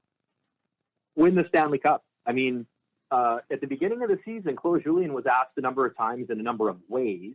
I mean, here and Claude is a Jack Adams winner who won a Stanley Cup with Boston in a much different team dynamic. And where I give Coach Claude Julien credit is that for a guy who's been around a long time and is one of the most respected coaches in the NHL, he's not, the team plays hard defensively and they have to in the structure they have, but it's not like he's just been married to one coaching style over his career either. And when Montreal, this year's version, it's like anything else. You got to work hard. Winning's not easy. And where the Habs had so much success early on, I found was the 5-on-5 play, because they are fast. They are a very fast team. I'd argue one of the fastest in the North, if not NHL. And they were killing teams in transition on turnovers in the neutral zone or at their blue line with another team coming in. They would just turn on you in a heartbeat. And I think teams picked up on that. And the one thing that Montreal can't forget is their work ethic. And Phil Deneau, when they had a little bit of a stumble before beating Toronto in a comeback win, mind you, and then they had a week off, right? They won that game. They don't play again, I believe, till Saturday against Toronto again. Yeah, if I'm not mistaken. Correct if I'm wrong, but I'm in the curling bubble. But but the point being is that I think teams picked up on that. And when Phil Deneau even said in a media veil that we kind of lost our identity for a few games, they are good. But the Habs don't have like an Artemi Panarin or a Connor McDavid or that like one elite sniper, right? But they do it with depth. They do it by committee. They do it with a lot of smart hockey sense, and they do it with lines and waves. And you'll see it. If the Habs are up 2-1 or in a close game, Claude's still rolling 4 lines. You'll still see Jake Evans, the fourth-line center out there in key situations, right? He's trusting Kotkaniemi. He's trusting Suzuki's line. It's not just Philip Deneau anymore. So I think they have the tools with the depth they have, but they have to continue to work hard. I mean, that sounds like the dumbest thing in the world to say, hard work, but it's true. It really is. Oh, yeah. I mean, this is the laziest Stanley Cup champion ever. No one's ever said that, I'm pretty sure, about any team. But we have been chatting with Bryan Mudryk. Bryan, I know we got to get on here and get ready for the Scotties coming up here this weekend. If you're able to watch him, I'm going to try to find a way to watch him. Probably can't legally say how I'm going to watch him, but I will find a way to watch the Scotties. And, of course, all the hockey. Bryan, I know you're going to be coming up here with some Montreal broadcasts soon as well. We can't wait to hear you and see you on TSN, calling Habs on TSN. Also, have fun with the Scotties. Are you doing the Brier as well or just the Scotties? Yeah, so we got the Scotties, and then it's the Brier, and then it's the Canadian mixed doubles. And it's important because we got an Olympic year coming up next year. So for a lot of the athletes, they want to try to solidify some points and qualify for the Olympic hurling trials as well. I believe that you can actually find us in the States on ESPN Plus, if I'm not mistaken. Oh, perfect. We used to be on ESPN too. I can't confirm or deny that at this point, but I'm pretty sure that I did read somewhere that you can find us on ESPN Plus down in the States. That is confirmed. Yes, you can. Perfect. We are on ESPN Plus. A lot of the action to watch. And look forward to the call. Myself and Kathy Gauthier are calling the morning draws, and then Kathy and I have the mixed doubles, and Vic Roeder, Cheryl Bernard, and Russ Howard have you covered with the afternoon evening draws. So thank you. Thanks for having us, and appreciate the plug. And we look forward to bringing some people a lot of curling coverage over the next couple of weeks, months. Oh, man, I can't wait for it. I know this is a hockey show, but I'll probably give some updates. I'll probably have it on the TV. Heck, who cares, here in the studio. Bryan, you have a good one. Follow him at Bryan Mudryk on Twitter. Bryan, once again, thank you very much. Have fun. Stay safe out there, and have a good call there with the Scotties this weekend. Thanks for having me, Tyler. Thanks to your viewers for having me. And again, I wish all the best to the folks at the longest hockey game up at Stakers Acres up in northern Alberta. worldslongestgame.ca. Thank you very much, Bryan. Have a good one, all right? And well, thank you once again to Bryan Mudryk for taking the time there last Wednesday. We do have another one of those interviews setting up for this coming Wednesday, Eric Pesolano. Now, you guys may not know who he is, but he runs the Believe in Avs podcast. But I also was taking place on something he was doing during the pandemic. It was called In 5 Minutes, and it took me 5 minutes to explain what happened during the Stanley Cup playoffs. It was right after Tampa won, and how I described that I picked Tampa to win over 500 days before it actually happened. Some of you actually remember that. Now, I barely remember that myself because even though I'm the one that picked it. So, and I know that for those of you that follow us on social media, you were probably wondering, why in the world did Tyler not start off with the Arizona Coyotes? Now, the reason why I say that, and why is it a big deal, because obviously we start off with Artemi Panarin, because when that post came out, and obviously when we planned out this episode, the big story last week was Katie Strang's piece for The Athletic about the Arizona Coyotes. Now, we didn't have time to talk about it because we wanted to go into Artemi Panarin, then we had Todd Little on. And so we made sure we talked about Panarin because that was the big news of the day. Now, even though we are a once-a-week podcast, and we like to make sure that we are a show that focuses on the big news if we can get it. That's why we do live stuff now. Because I hate that's the hard part about doing a podcast. When we did the Plain Jane podcast, you do the show, and all of a sudden you record, and while you're uploading, something happens, right? So I'm like, well, if we do it live, and something happens after, well, shoot, we had a chance. I mean, I could just walk in whenever time breaking news happens, jump on here, and we can jump on the Keula Show Twitter at the Keula Show, or Facebook at the Keula Show on Facebook, even Instagram Live at the Keula Show on Instagram. We could do all that. Even on the YouTube channel, we can do that. Shoot, that's what we did with Bryan Mudryk. That's how we found it, was made sure we did the interview that was also on YouTube, Facebook, Twitter, and Twitch. We were also on the Twitch stream as well at the Keula Show on there. That's where we do those interviews. So Wednesday, 8:30, by the way, I'll say that right now, 8:30 p.m. Eastern time, because he's joining us at 5:30 his time. So do the time difference because he lives out in California. 5:30 his time, 8:30 our time here out east on the Keula Show's family of networks, Facebook, Twitter, YouTube, and Twitch. Go on there and check us out for that interview. It won't be no more than 25, 30 minutes. That's what that's why they call it. I'm gonna do it. We're gonna call them quick hits. TKS quick hits. Bringing back that name. Doing the interview with Eric Pesolano. We may have a guest host for that show, possibly. So stay tuned at the Keula Show on Twitter, Facebook, and Instagram. Be sure to follow us on all those. Like I said, that's where we'll have them. We'll obviously promote it when we get closer to it, just in case you guys forget to, refresh your memory. So with that, quickly here to the story of the Arizona Coyotes. Don't have a whole lot of time here because we do have something going on after the interview with Laura Astorian of St. Louis Game Time, which is going to be here in just a few minutes. So Arizona Coyotes, Katie Strang put it together an amazing in-depth piece. She's really good at these pieces. She's done a few before. investigative journalist. So quickly here, Alex Murillo and his son Alex Murillo Jr. buy the team a few years back, say that, hey, we're going to be a great team and we're going to be inclusive and diversity and all that stuff, which is great. I mean, obviously it's a very wide demographic in Arizona and in Phoenix in the Glendale area. So good to see that they're trying stuff. But the fact that he's very abrasive and outgoing, likes to yell at people, doesn't put him in a good light. Javier Gutierrez, there's stories of him telling vendors, trying to find ways to default checks and not paying vendors for items or paying for arena staff. And there was the whole kit and caboodle. Pretty much right now, I know I'm not going to go too far into it because it came out last week. And the fact that I'm going to make sure that, like I said, this is me promoting it. Go on The Athletic. I know, guys, but Tyler, I have to pay for it. I don't want to pay for it. Trust me, you won't get these kind of articles anywhere else. Get on The Athletic. It's only a couple bucks a month. Get on there and you get in-depth pieces on all your favorite teams, favorite sports, not just hockey, football, basketball, baseball, NASCAR. I get a lot of those cool articles. There's even European football, European sports as well. But go on there. It talks about how Javier Gutierrez, here's my teaser. Gutierrez obviously not, making sure the team doesn't pay vendors and taking them like litigation and all this other stuff. And Bill Armstrong, their new general manager, hey, guess what? Yeah, apparently he's a jerk who did everything he could to make sure none of this information got out, and he would apparently penalize people and possibly fire them on basis on information leaking out, such as this stuff right here. And I made sure because the next day, Bill Armstrong went on Arizona Sports Radio and they promoted it. So I'm like, I'll listen to the interview. And someone just threw the radio embargo on that interview. And by radio embargo, it's kind of a little bit of a slang term. Pretty much means you can't talk about certain things. Like I work at the radio station here in Grand Rapids all the time. They say, hey, make sure you don't talk about this or whatever, talk about that until this happens.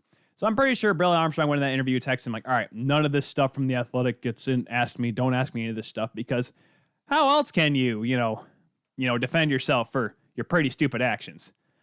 I trust me. I went all last week saying, here's what I'm going to say. Here's what I'm going to say. I'm like, I got too many interviews and it's been a week. I've calmed down a little bit. I'm still angry.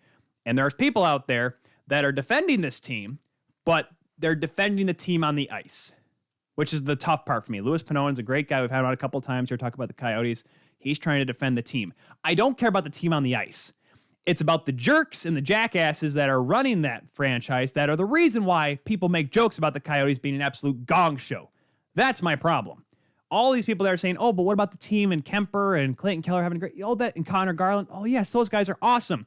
It's unfortunate that they can't, when Tyler Steenbergen can't even get a bonus because the team is that cheap. That's bad. No wonder Kessel wants out of it. No wonder Taylor Hall didn't sign there and rather would sign with Buffalo, who's missing half their team right now. That's how bad the Coyotes are. That's how bad their management, their front office, and their ownership is. Gong show across the board. Check it out on The Athletic, Katie Strang's recent piece. It's still fresh. It's awesome. Go out there and check it out. With that, let's take a quick break. Because before I go any further, I've done a really good job. I think I've been calm the last couple of weeks, and I like to keep it that way. Try to keep my voice down and not scare too many people and not get the cops to be called, because that would be nice. Because I'm pretty sure if I get the cops called on me, then the show may have to either move locations or maybe toast. Some buttery toast, cinnamon toast. Anyways, when we come back, we'll be talking with St. Louis Game Times Laura Astorian, making her third appearance on the show. We'll talk about the Blues and how they look this season, with more of the Kilo Show coming up right after this here on 12 Ounce Sports.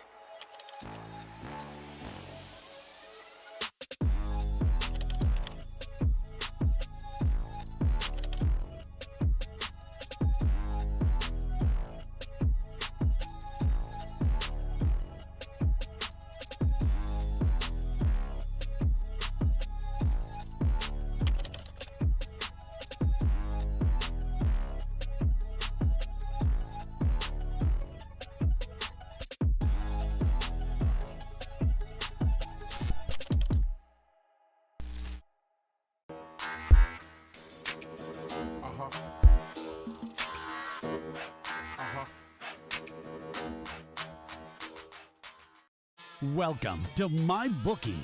You're ready to create an account and start making money. And we're here to help. And remember, you can get a bonus of up to $1,000 on your first deposit. Now you're ready to bet. Just go to mybookie.ag, visit the sportsbook, click on your bet, and input the amount you want to risk or win in the bet slip.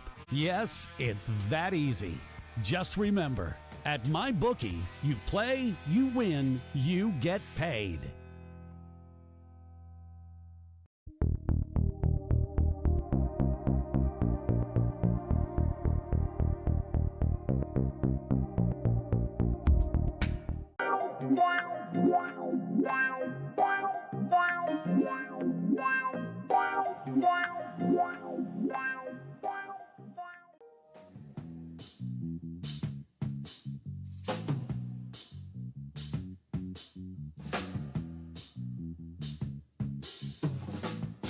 And welcome back, everyone, to the Kuehl Show here on 12-Ounce Sports here on this Monday, February the 22nd.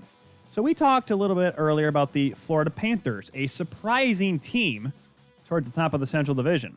A team that used to be in the Central Division, now is in that Honda West Division because, you know, it's kind of funky-dory right now with how the league is set up.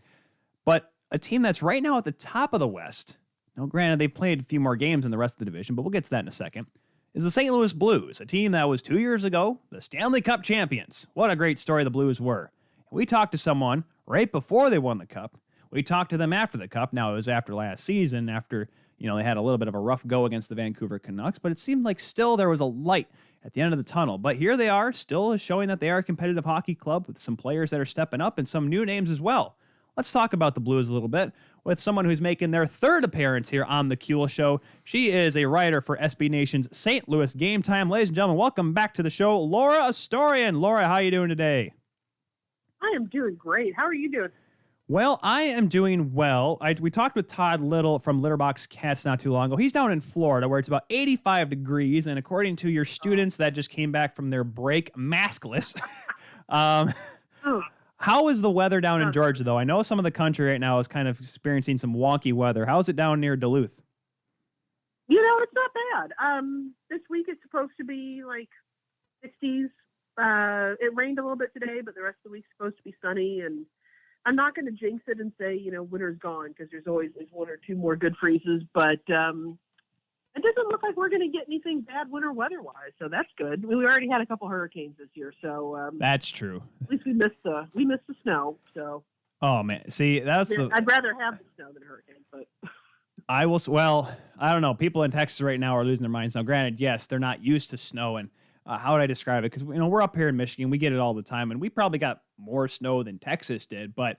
What we were talking about was this. I'm like, imagine this, you know, because every morning if it snows, you can literally see at one time on the same road going the same way, 3 or 4 salt trucks and plows.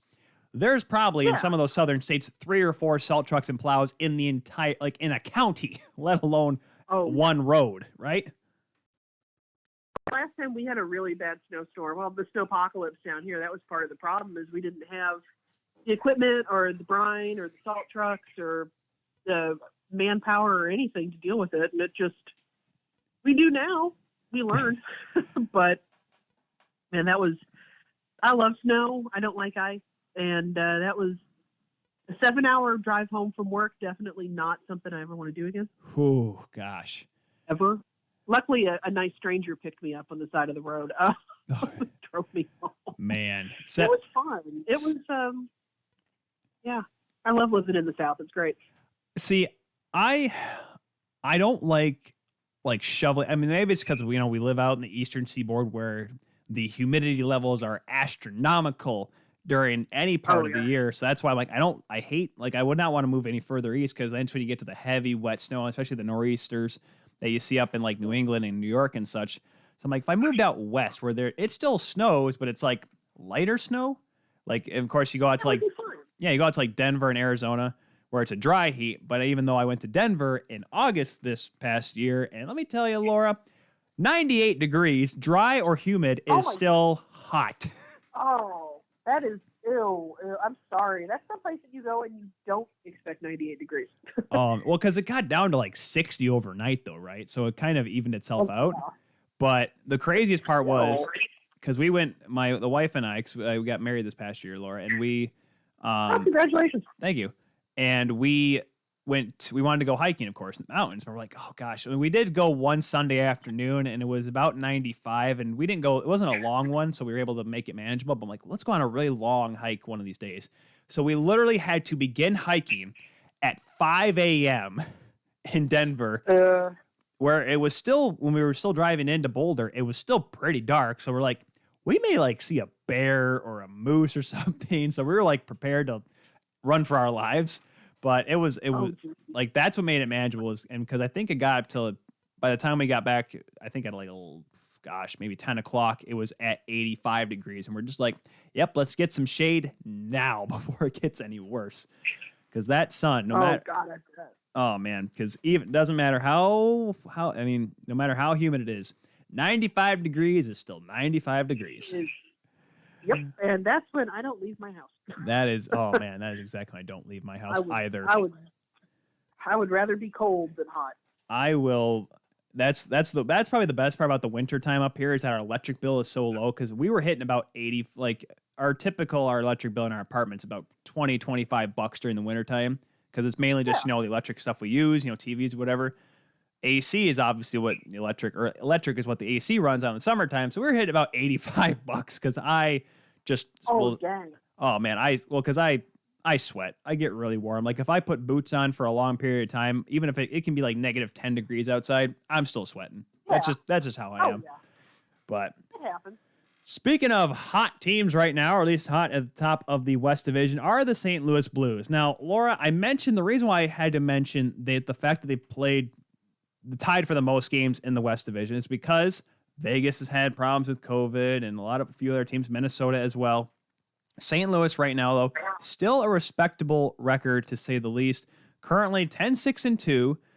And it's weird because I look at that, I'm like, yeah, but Vegas has played 3 less games and Colorado has played 4 less games because they've had COVID issues as well. Do you see a first place St. Louis Blues team as the true first place team right now in that division? No, not really. At least you're honest. I mean, it's lopsided, like you said, because the Blues haven't had to deal with the whole team having to postpone games because of COVID. So, I mean, this law of averages is just how it falls. But I mean, unless they figure out a way to win the second game in 2-game series, I mean, Colorado and Vegas are going to catch up no problem because the Blues have like very little zero sustained winning urgency apparently. So, I mean, this keeps up. They're not going to finish in the top. They have to fix how they're playing in second games. Right now, I'm looking at the overall summary. I'm looking at winning percentage right now. It goes Vegas, Colorado, and then St. Louis. So they are still third. Yeah. So they're in a playoff spot in terms of points percentage because I feel like that's what's going to have to happen in the NHL. Everyone's like, oh, they can still get 56 games in. I'm like, listen, if I wanted to go talk to a liar, I'll go talk to one of my aunts or uncle. No, I'm kidding. No. I'll go. Right. I'll go talk to someone who is telling me that masks don't work. If I want to hear a liar today. Right. That's what I'll go do. Yeah. But they're still a competitive hockey club. I mean, this is still a team that's they're not eons away from being a cup contender, but they just had they have a good team right now. They have David Perrin leading the team in points, but the big story I think coming with this St. Louis Blues team, while they may be inconsistent, is Jordan Kyrou, the third-year guy. Yeah. 7 goals, 10 assists, 17 points. He's just kind of burst onto the scene and said, with a couple guys not stepping up, and I know Ryan O'Reilly's still there, and there's the whole thing with Tarasenko, but he's coming in and saying, listen, I can be a big part of this team, and he's done that so far for the Blues. Oh, yeah. I've been very, very, very happy. He had a great game Saturday night. Like, that was – I mean, he's had several great games this season, but Saturday night, he was about to pull that team across the finish line if they could have survived the third period. I mean, he has gotten – and a lot of his opportunities have fallen, because of injury, because half the team's broken right now again. But I mean, he's taken that responsibility and he's run with it. He's responded to the added responsibility. And obviously, the coaching staff feels like he can do it, and they've put him in a lot of positions where he can succeed. Like, he's not on the third or fourth line this year. He's up there in the top six. And I mean, part of that, because Barbashev's broken right now, and Thomas is out, and Tarasenko's out, and Bozak's out, and all these people are out. But it says something when you have a position like that, and it's almost like, well, you got to step up, and they do it. They don't just flounder or coast along, or just kind of go like, well, I'm just kind of in here for just for the time being. I mean, he's really, really, really making the best of it, and he's been honestly, I think for Blues fans this season, he's been probably the most exciting part. Like, he's the guy that I've noticed most people, like, during games and stuff, commenting on and talking about on social media has been Kyrou. He's been just, for sure. I love watching him, because I remember watching him back in the World Juniors back in 2018. Now, while he didn't win, but I mean, he was a big time junior player with the Sarnia Sting, and I loved watching him because you could tell he had that kind of jump, but you were worried about, a lot of people are looking at his I don't want to say his size, because he is 6 foot, but the problem is the fact that he's still only 175 pounds, but he's still a kid, right? He's only, if I'm looking at his age right, he's 22 years old, and gosh, he's younger than my brother. That's how, or my brother's only a couple months younger than he is. That's how young this kid is. But this is really his first real year to show that he can be a full-time NHLer. And I don't want to make this assumption too early, but I'm getting looks, and because the way it ended for this guy, I'm getting a lot of Robbie Fabry feelings with Kyrou. Just a guy that's kind of shown up and like, oh, here's the guy that's going to help lead the Blues. Maybe not the superstar, but effective. That's what I'm kind of getting with Kyrou. Do you see that as well? Oh, totally, yeah. And I think that the key thing with him is that, well, two key things, because Fabry, that didn't end well for the Blues. I mean, the team took care of him, and I think got him to the best position he could be in. But, like, Fabry got hurt a few times, and I just don't think that really – I think it put a kink in his development, and I don't know if he didn't really ever get an opportunity to really get back into the lineup the way that, he was being utilized before he got hurt. That I think it just set him back. But right now, I mean, the way that Kyrou is playing, I don't see that happening, because a lot of the guys that are out, I mean, obviously we need them and we value them, but I don't know if, like, Barbashev's not on the top line anymore, so now here's Kyrou. That's not a downgrade. No. So I think that there's a lot more opportunity with Kyrou for sustained growth. I don't think he's going to be, sent off to the Red Wings or that guy that's playing our fourth line center tonight.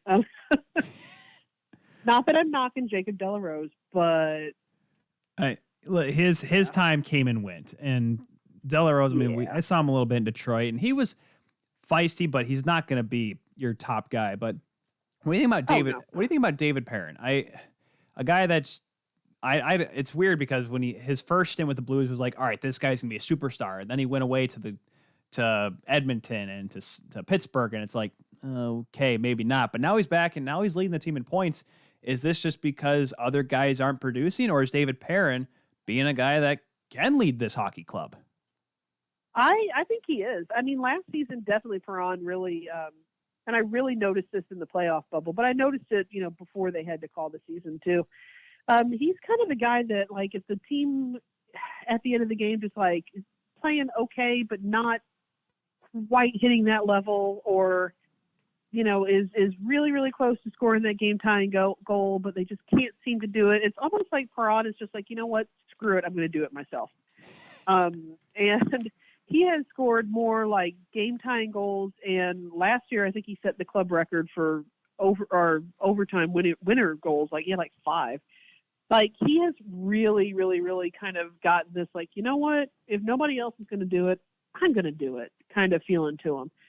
And, I mean, I appreciate that, because I think that it snaps everybody else to attention. Because, I mean, if Perron could do it, I mean, not that I'm knocking him, but I mean, if he's doing it and he's being a veteran leader now, and he's grown up a lot since the Blues drafted him. Oh, yeah.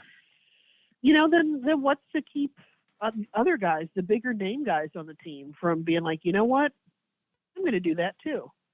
You know, so I think that there's a lot of carryover effect to a lot of the other forwards when they see somebody, you know, step up with that level, not just a skill, but with like determination, just be like, you know what, I'm winning this game. That's one thing that I think I've seen with David Parent. And I'm not saying this is going to make, what I'm about to say is going to probably make him sound incredibly selfish, but he's always seemed like the kind of player that plays the hero puck sometimes, where he's just like, you know what, no one else gets it, I got it. But if it works, and especially with this Blues team with so many guys, so many top guys out of the lineup right now, and a lot of kind of, you know, question marks. I mean, no offense to Mackenzie McEachern. I met the kid when he was at Brother Rice. He's not going to be your top. He's not going to be your top scorer. No. And I love McEachern. He's a great kid. Shoot, if you put up 100 points in 25 high school hockey games, you're pretty good. But you need to have a guy like Perrin that can, you know, step into the role and say, I'm like, all right, I can be the leader of this team. Now, the big question I think that everyone had, because he had a little bit of a sophomore slump, and it, like I said, it didn't go so well against the Canucks in the playoffs. Jordan Binnington. And I was full, that cup run, I was full Binnington, Benzie for Vezina all the way, Benzie for Calder, whatever trophy he could get it to him, because he deserved it. Not this Bridgestone fan choice winner of the year. No. Conn Smythe, everything. Like, that's a real trophy. Calder, Conn Smythe, give this guy everything, because he was magical that year for the Blues. And now, how are the Blues feeling about him now? I mean, now you don't have the option to go to Jake Gallen. He's in Montreal, and despite the game last night, he still looks pretty good for the Habs right now. But yeah, I mean, does this team live and die with Jordan Binnington? And, you know, how do the Blues fans feel about his play so far this year? Well, I mean, it's hard to talk about the Blues without talking about a goalie controversy. I think no that, kidding.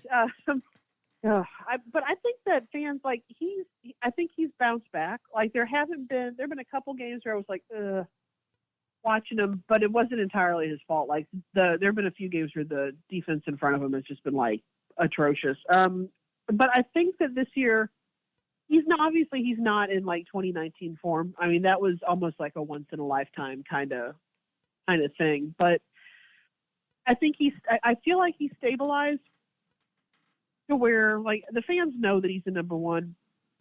Like, nobody's fighting for Husso to be the number one. I mean, this isn't like Binnington and Allen or, you know, all the other 1A Elliot Halak that we've ever had. Right. Oh, yeah. man, that one was crazy. Freaking Ryan Miller. Yeah. I mean, oh my gosh, that wasn't a controversy. That was a bad move. That was not a controversy, Laura. That's the reason why there will never be another big goaltending deadline trade ever, just because of that trade. 5% better. That didn't work. And that was Doug Armstrong's clunker right there. But I mean, like, right now, I think that people accept the fact that Binnington's the number one. It seems like the team is really happy with what he's accomplishing this season. From what I was reading, they're probably going to go for a big contract extension on him, which is good. I mean, it's nice to have stability, even though in the Blues net stability doesn't mean anything, because it's almost like we have to have somebody like a 1B or a challenger, or somebody complains about something, or there's drama or something stupid. Right. But I think that this season, like, people are comfortable with him. And I don't think that people are uncomfortable with Husso. They just realize, you know, he's had some injury setbacks. He's been, you know, he had a few rough seasons in the AHL, but recently he's been playing a lot better. And now that he's gotten some actual NHL experience under his belt, he looks like he's calmed down. Yeah. A little bit. And he's looking like not somebody obviously that we want in net like every other game, but he really does look like he's gotten a lot more comfortable and focused out there. So, I mean, I think the Blues are pretty okay in goal. Hopefully, you know, Binnington doesn't get hurt. Okay. Like, knock on wood, Laura. That's my concern. Yeah, because if we have to rely on Husso for the starter, that would concern me. But For right now, everything's fine.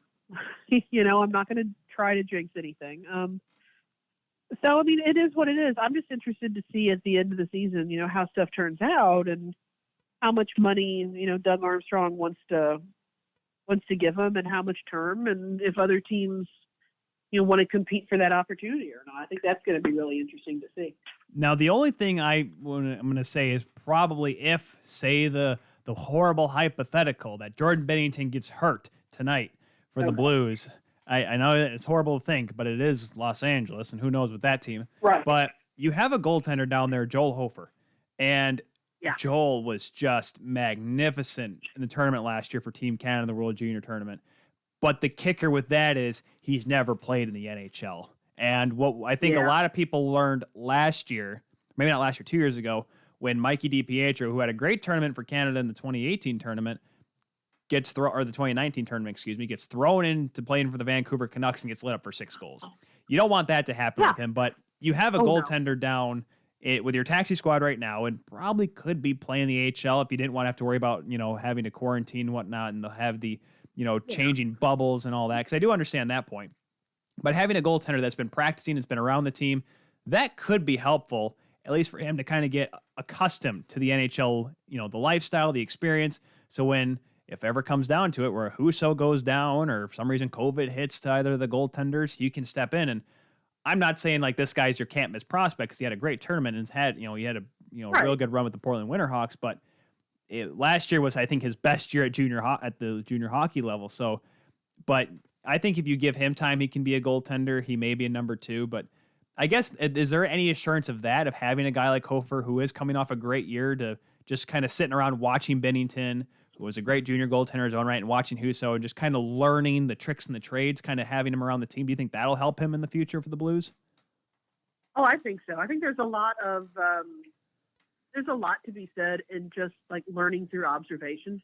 I mean, sometimes you don't have to be thrown in the fire to learn an important lesson. I mean, sometimes you don't have to chunk the 5-year-old kid in the swimming pool to teach him how to swim, So I think that just being able to be there and watch and learn and practice and stuff like that it's very fantastic experience. And I mean, and I know that he's able to get that this year because of just a weird situation, but I mean, I think it's good. I don't know, like you said, I'm not really sure if just like chunking him in the fire if somebody goes down would be very helpful, because there's no faster way to screw, and goalies are squirrely anyway, so there's no faster way, to screw up a goalie's controversy than just be like, here, have fun, but.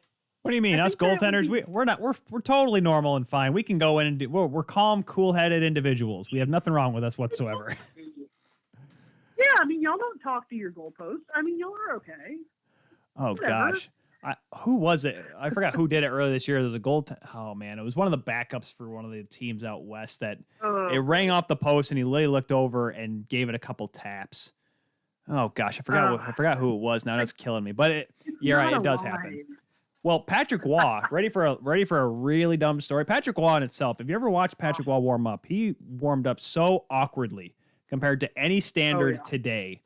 The thing he would actually do before a game, because everyone knows how crazy Patrick Waugh is as a coach, let alone, being a player, he would literally talk to his goalpost to his net, to the point where he believed that the net actually shrunk down to like, instead of, 6, 4 by 6, it was like 3 3/4 and 5.5. Like that's how he prepared, because it was a mental thing. And now I'll be honest, I can't say I've changed much, because every time I say, oh, don't worry, Kelly, I'm not going to be superstitious for the Leafs in the playoffs. Don't worry. Come game 5, I'm sitting on my couch in the exact same spot, because I'm like, we are going to win. And then the Leafs lose anyways, because the Leafs like disappointing me. But regardless. Right, I still he was my favorite goalie when I was a kid, and like when you're a kid, you don't know any better. But my dad, I'm pretty sure my dad's watching right now, and he's like, she's a Patrick Waugh fan. How dare she? But but like as an adult and like knowing how he is, I'm kind of like, never learn about your heroes. Nope.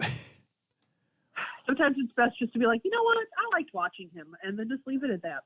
Well, gosh, There's probably a lot of athletes out there that are like that. I know there's some people that are people that people remember the Phoenix Coyotes controversy when Wayne Gretzky had to sell the team and how there was money issues with that. Everyone remembers like, oh, Wayne Gretzky, what a great, ambassador for the game nowadays. And don't you guys remember like a decade ago when they were like bankrupt, the Gretzkys were? remember how well that went over? What a horrible coach he was. Oh yeah. Sometimes the greatest players they don't make the best coaches.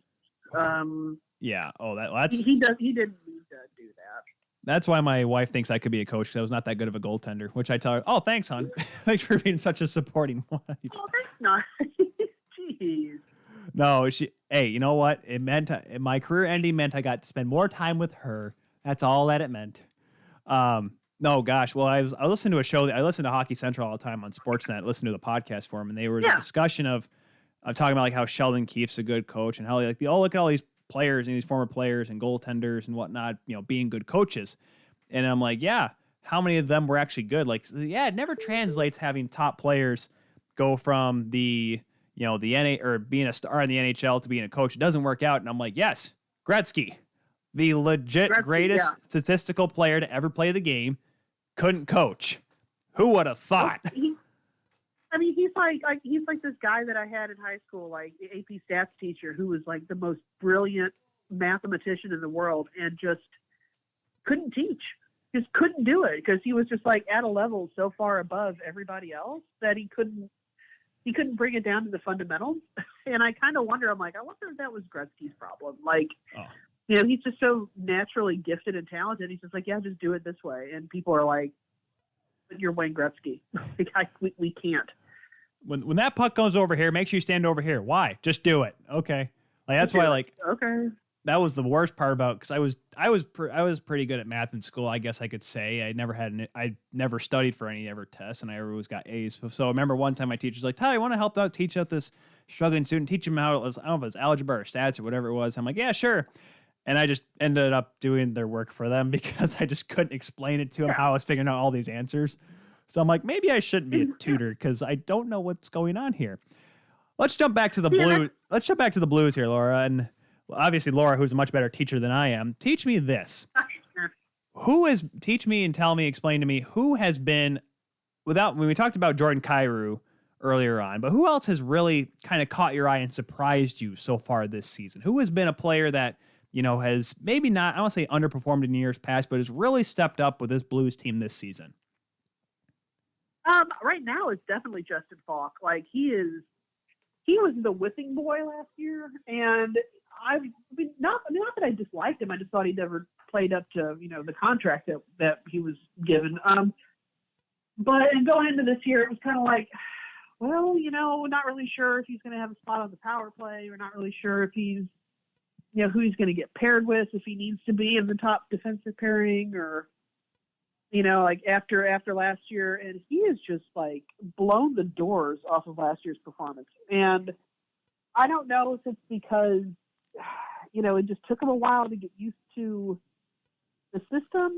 I don't know if it was, just the, swift kick in the butt with the Blues losing Pietrangelo and him kind of realizing, okay, I'm kind of like part of the top two now, like with no Petro and no, Omister, but I mean he is night and day, and it's been really nice to see. Like you don't want to like actively root for one of your own players to fail, but it was it was frustrating to watch him last year a lot until I would say the playoff bubble, and he finally started to kind of get going a little bit, and it was like, well, where's this been all season? And that was one of the questions coming in this year. Is it like, well, was the playoff performance just kind of, just a fluke, or is that what we're going to see more of, or what's going on? And I think everybody's really, really glad that it apparently was not a fluke. Like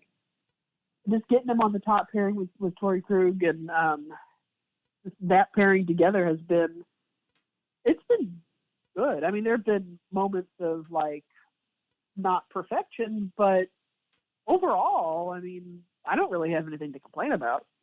Well, that's obvious always. I mean, the thing about Falk was this. He got thrown into a weird situation because Joel Edmondson had been such a big part of that blue line during the Cup run and the years previous for the Blues. And all of a sudden that, 1-for-1, I'm like, what was the point? Like, what are you doing, Doug? I mean, aren't you going to try to win again? But, and yes, Falk didn't look so good. And same thing with Joel Edmondson down in Carolina. Now, yes, he was around, guys like Jacob Slavin, and there was a very good D-core in Carolina. So I think Edmondson was able to help out now, of course, with Montreal. But, I think it just took a little bit of time for Justin Falk, at least, to figure out the systems and how the team wanted to play. And like you said, with Petro gone, you need someone to step up on that right side. And Falk has, in the past, with Carolina, I mean, that's the only team he ever played for. He had been the top guy on that top pair on the right side. And now he's able to show what he's able to do on the St. Louis team. And now I believe he's got 8 points right now so far this season, 5 goals and 3 assists. Yeah, I think so. Yeah, so I mean, he's not going to be a point juggernaut, but I don't think he's ever been. As long as he can be effective when he gets those minutes on the power play. That said, though, Laura, who in this Blues lineup has kind of underwhelmed you? Who has been? I mean, obviously, you could probably just go on a laundry list of guys that have maybe not quite have been, up to snuff or whatnot. I mean, Sammy Blais only has 3 points. Of course, he's only played in 8 games. Those guys are hurting. Kyle Clifford, while he's, I guess the Blues knew what they got when they got him. He only's got 3 goals this year. Yeah. But who has had the expectations coming into this season of being a big time player for this team, whether it be a top 6 forward or a top 2 pair defense? Who has not played up to the standards that is expected of them so far for the Blues this year? Honestly, I mean, he's obviously not playing top 6 defense right now. He is where he should be, but it's probably Vince Dunn. And I mean, I know part of the expectations were the new contract, salary arbitration, all that good stuff this summer. And we were like, okay, well, he got his year deal. So now's his time to show the team and show the league what he's capable of, because he's a pretty solid defenseman. But this season he has, I'm not going to call him a pylon, but there have been a couple times where I don't know if the effort's not there or the awareness isn't there, but he's gotten walked on a couple goals. And I mean, to the point where, if the post-game press conferences and stuff, if somebody talks about defensive effort, you know that they're talking about Dunn, because we just saw it in that game. So that, I think, has been kind of the weak spot. And it's not because people have super overinflated expectations of the guy. I mean, it's Vince Dunn, but I do think, though, that fans expected a higher caliber of play out of him this year than I think we've gotten so far. So hopefully that gets sorted out, because I mean, he's a good defenseman, he's a good kid. It's just that so far this year, it just hasn't. I'm not saying the effort hasn't been there necessarily, but just the consistency and the ability and the awareness just hasn't been super present like it should be. Yeah, I mean, you just kind of put it oh, yeah, I'm not going to say he's bad, but I'm not going to call you mud, but you do look like dirty water right now. It's funny, I got the Blues game right now, or not the Blues game. I have the Leafs playing the Flames right now. They're playing on TSN, and they're talking about what was the best sight or sound, and they were showing the McKinnon goal against Vegas, where Pietrangelo was one that's supposed to be covering him. And I mean, I guess from what you've seen so far, I mean, is it almost better that Petro's not on the Blues team, or do you just think he's just not fitting well in Vegas? Because Pietrangelo has not looked so good since signing that big deal with over there in Las Vegas. Oh no, Kyrou completely blew past him that one game for his goal. It was hysterical. I don't know if it's one of those things where, they had a short camp because of COVID, and it's just probably going to take them a little while to kind of figure out, exactly the system and exactly what's going on and the style of play.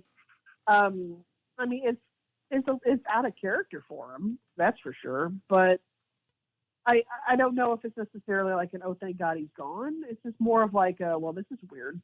I'm not actively hoping he doesn't do well, but it's also every time I see a play like that, it kind of, I'm well, maybe stuff didn't turn out as drastically terrible as some people thought it was going to. Like, there was a small contingency of fans who were very sky is falling when he left. And I've never really gotten attached enough to a player or a captain to feel that way when one person leaves, or like, oh my God, it's the end of the team. But I wasn't upset when the Blues didn't sign him, and I thought that Doug Armstrong, went for the second best guy on the market and got him, which was smart because there wasn't any guarantee that that Pietrangelo was going to stay. So you wait around too long and you're out the top two defensemen in the free agency market. So exactly. I mean, I think in the long run, it worked out fine. I mean, I would have preferred to have been able to keep the guy, but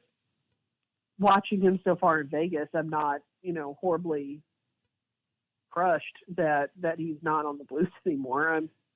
I think it's going to take him some time. I really do. And he's, I don't know if he had COVID, but he was off on the protocol list for a while. And I mean, if he had it, that might be part of the problem too. So right. I don't know. I mean, I'm sure that it'll take a little while to kind of get in the swing of things out there. But that was a really big contract that really shook up the team in a lot of ways that I think, just could have repercussions, especially just like shipping out some of the big players to keep them. So I think that the Vegas, I'm not saying they have him on a tight leash, because I don't think they do, because it's Alex Pietrangelo, but he is going to have to start playing a little better for them to justify the amount of money and the term that they gave the guy. That is true. Yeah, I mean, we just talked about Justin Falk, so maybe that's a similar scenario where new team. I mean, Pietrangelo's been with the Blues forever, so maybe it just takes a little bit to get the way the Vegas Golden Knights do things over there. Now, granted, they just do this thing of, we're going to pay everyone a bunch of money, and we're going to worry about that tomorrow. We're going to try to win now. I mean, then again, this seems like the year they have to win, or else, boy, oh boy, you talk about, the house always wins. Well, kids, the NHL may win this one, where the Knights may be a rebuilding team in 2 years. Who knows? But the Blues in this West Division. Oh, go ahead, Laura. Sorry. No, I was just saying, just get the success while you can. I think is kind of their mindset. There's nothing wrong with that, but you also really do have to always kind of keep an eye on the future too. Yep. And they can't bet everything on right now. And they do have a pretty solid team now with the AHL team there in Henderson, so they keep close tabs. Because I know they were having some issues with the Chicago Wolves there for a little bit and trying to find an actual AHL affiliate, at least for full time. So now they have their own. So hopefully that helps them develop. Obviously not for the Blues' sake if they have to stay in that division with them. But going back to the St. Louis Blues here, we talked about first in the division, but they played more games. You don't see them as a division champ, but what are the expectations? Obviously, playoffs, just make the playoffs is one thing, but do you see much further past that? Maybe a round win? I mean, what do you think the Blues' expectations are this season? I'm so terrible at making predictions for them because I'm such a fatalist. Even after they won the Cup, I'm still like, but did they? I mean, honestly, after last year's performance against Vancouver, which was just not good, I do think that the expectation this year is you have to do better than that. I know it's not really a high bar because the playoff bubble was just such an aberration of play for them. I think, though, that, I mean, most fans, especially coming off the Stanley Cup right now, are still kind of set on like this, well, success means we have to go back. But, I don't know, because it's just a matter of if they stay healthy, like if they get healthy again and can stay healthy and can put forth a lot of sustained pressure, I mean, they have just as good a chance as anybody else. It's just sometimes the focus sometimes doesn't feel like it's there. And I don't know if that's because of injuries or because of whatever, or sometimes, I mean, who knows? But they do need to do a little bit better on maintaining pressure and realizing that once you win a game, it's okay to win the next one too. You can string together a streak if you want to. And unless they figure out how to do that, I mean, it very easily could be like win a round, maybe win a couple rounds, and that's it. So Yeah. like I honestly I don't know. This is still kind of so early in the season, and since like half the team's broken right now, but and that if they get Tarasenko back and he's healthy and the shoulder really is taken care of this time, I mean that could be something that could completely change the entire thing. So That is true. it's hard to say. Yeah. I mean. Oh, sorry, Laura. Go ahead. No, I was just gonna say after cheering for this team for about like 30 years, it's even after winning the Stanley Cup, it's really hard for me to be like, oh my God, they're going to win it all again, just because, You're just so used to it. Like, well, that was a great spring, but it's like, come on, really? It's not right, like, exactly. Like, it's hard, even after winning a Stanley Cup, it's still kind of hard to shake that, shake years and years and years of conditioning, I guess. Yeah. I'm working on it. I'll get past it sooner or later, I'm sure. I'll be honest, I've only been a Leafs fan for probably about 10 years and change, and I've just accepted the fact, I'm like, even if the Leafs win around this year, I'm like, they're not going to win much more than that. I mean, come on. Yeah, and they're so good. Like, I've really enjoyed watching the Leafs, but I mean, you just learn to have an expectation set, and let me tell you, when that expectation set finally gets broken, it is the weirdest feeling. Like, it's almost like a part of your identity. It's just like, well, I can't complain anymore. What do I do? Like, crap.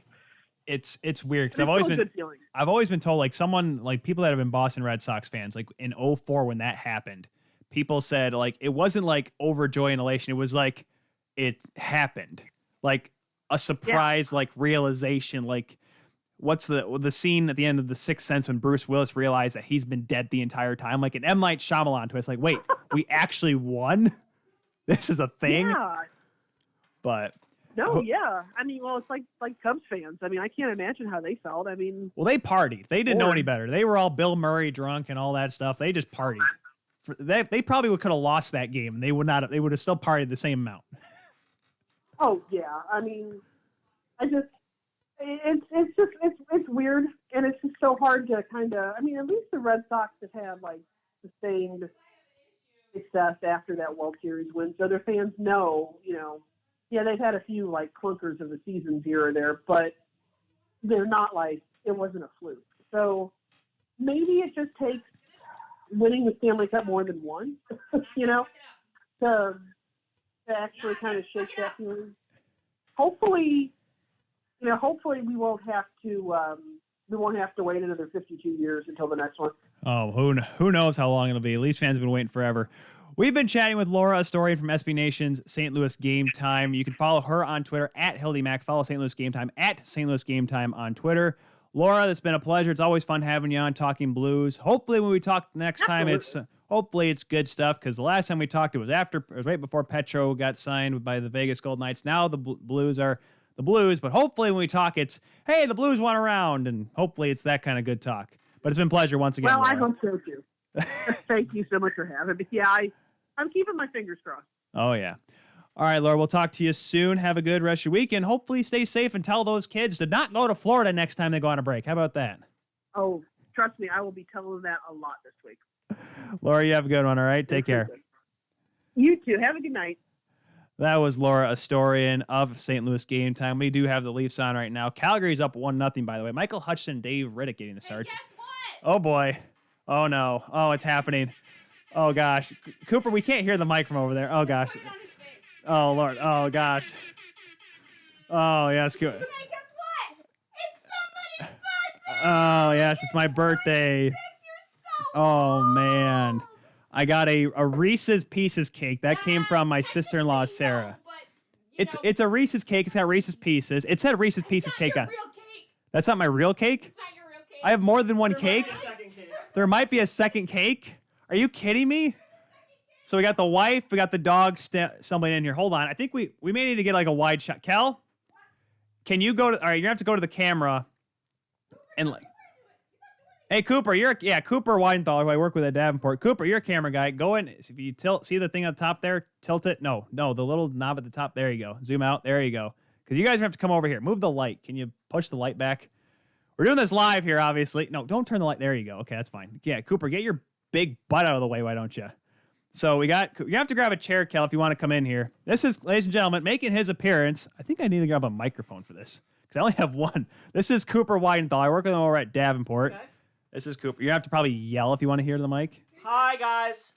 Oh, yes, and here's the best part. Come get it. Here's the, no, you got to come over here. Okay, but I can't. I I- don't want to ruin the surprise. Oh my God. Hold on. Hand it a little further. I'm not looking at the cake. Guys, Ladies this is a and- very tenuous situation. Oh, yes, this is the best. This is what I've been waiting for all day. You sure? This right here is, oh, and I got a cookies and cream cake. You got a Cold Stone. Cookies and cream, Cold ice Stone cream ice cream cake. cake. Holy cow, look at that thing. Holy cow. For those who don't know, I love my husband. Yes, and it's National Margarita Day, and I specifically said, I'm like, we need to have a margarita on the show. Put You, this back out. did she, oh, you're, It's cold. It's got oh, yeah, well, then put it It was outside. It's, It was okay. literally outside. Yeah, Wixie running around looking for cake. We have a cake right in front of me. We have a margarita. Where's Wixie at? Wixie is, did you not hear her barking? I thought she was in here. This is a great way to end the show. Is anyone really watching at this point? That's what I just realized. Like, everyone's probably like, what the heck is going on here? Open your present. You can. I have a present. Hold on. Can I have some of my margarita first? Hold on. No one's singing happy birthday yet. If we're going to do this, we got to do this right. Sing. Cal, here's Cal. Not Where- singing. Oh, yeah, I forgot. Like, I can't see because we're like 10 seconds behind here on the stream. I have to remember Not stuff. singing. There you are. There's Callie right behind me here. We No. said happy birthday. Happy birthday to Yeah. you. Happy birthday to you. Happy birthday, dear Tyler. Happy birthday to you. Okay. Blow out your candle. Blow out your candle. Getting the dang horn in there. All right. So, do I close my eyes for the wish or whatever? Hold on. Hold on. McKayb's in on goal and a big save made Oh by my Dave gosh, Saver. Blow out your Hockey candles. I'm always gonna comes do it first. for you. Because at least someone had a chance to score. They've been playing like No. garbage. Okay. Hold on. Yay! Yay. Good job, babe. Hey, I got. I All blew in up. one go, baby. All in one go. Okay, there's 6 candles on Doesn't there. matter. Sometimes Sorry, it doesn't you're work. 26. I know. I'm saying it's not that hard when there's only 6 candles. All right, you want to open your present? I gotta open my present now. Yes, you do. Well, I'd like more of my margarita. Am I the only one having a margarita right now? Yeah. Why? Watch, you're gonna tip it forward. Oh, well, yes, because come you almost. first, Tyler. It's your day. Holy cow! Look at all this. All the smoke. Can you give her the smoke detector before not that gonna goes go off? off. Are you sure? Those candles are That's big gonna. in the That's gonna be a smoke. great way to end the show. Beep beep beep. I'm too short. I can't do it. I'm on the I doing think the. we'll be okay. All right, if it starts going off, we'll just start panicking, and yelling. This is a great way to end the show. Yeah, don't. Yeah, blow the smoke Blow it towards towards the it. smoke detector. All right. Oh yeah. There it is. Holy. Or you can open the window too. Use this present. Use my gift. Use my box. Just chuck it across the room. Move the mic or switch spots with Cooper. No, because I have to talk to the mic because This is this is serious. my show. Ooh, Move your computer back a That's- little bit. Let's move it. we have. Whoa, what is this? That's not. If you had one more cord, I What? swear to God. Yeah, I know. If I well, okay, I do have 2 mics over there, but Okay. Well, there's Okay, something hold we on. can do down here. ladies and gentlemen, here's my gift right here. It's not that. San Francisco. Look at this. A piece of paper. Wow. You tore up my gift. You tore How it. dare you? The worst. Just ended it. Look at this. Here, let me take the cardboard out of there. Hold on, I got it. Hold on, I'll turn it around. Can you move the box? Yeah, I'm working on it. Is there nothing else in the box? Just throw it over there. I don't need it. Just don't hit Pooh Bear. Don't hit Pooh Bear. My Pooh Bear, you mean? He's fragile. He's Pooh Bear. This is what I got right here. Yeah, it won't hit the margarita. This is the blueprint, no pun intended, for the Maple Leaf Gardens, the old home of the Toronto Maple Leafs that the wife got me. This is the outside look. It actually looks very similar to what it used. I mean, this is obviously taking like 1940. Oh my goodness. This Based is on- tremendous. It is tremendous. So But good. that, you can tell it's like 1940 based on the cars. Present, though. No, because it's got the logo and it's got like the seating chart, like, you know, when you get like tickets or whatever. Thank you. Thank you You so like much. it? I do like it. I like it a lot. Good. Thank you. Happy birthday. This is my birthday gift. I still have 24 minutes left in this show, guys. Just letting you know. Oh, great.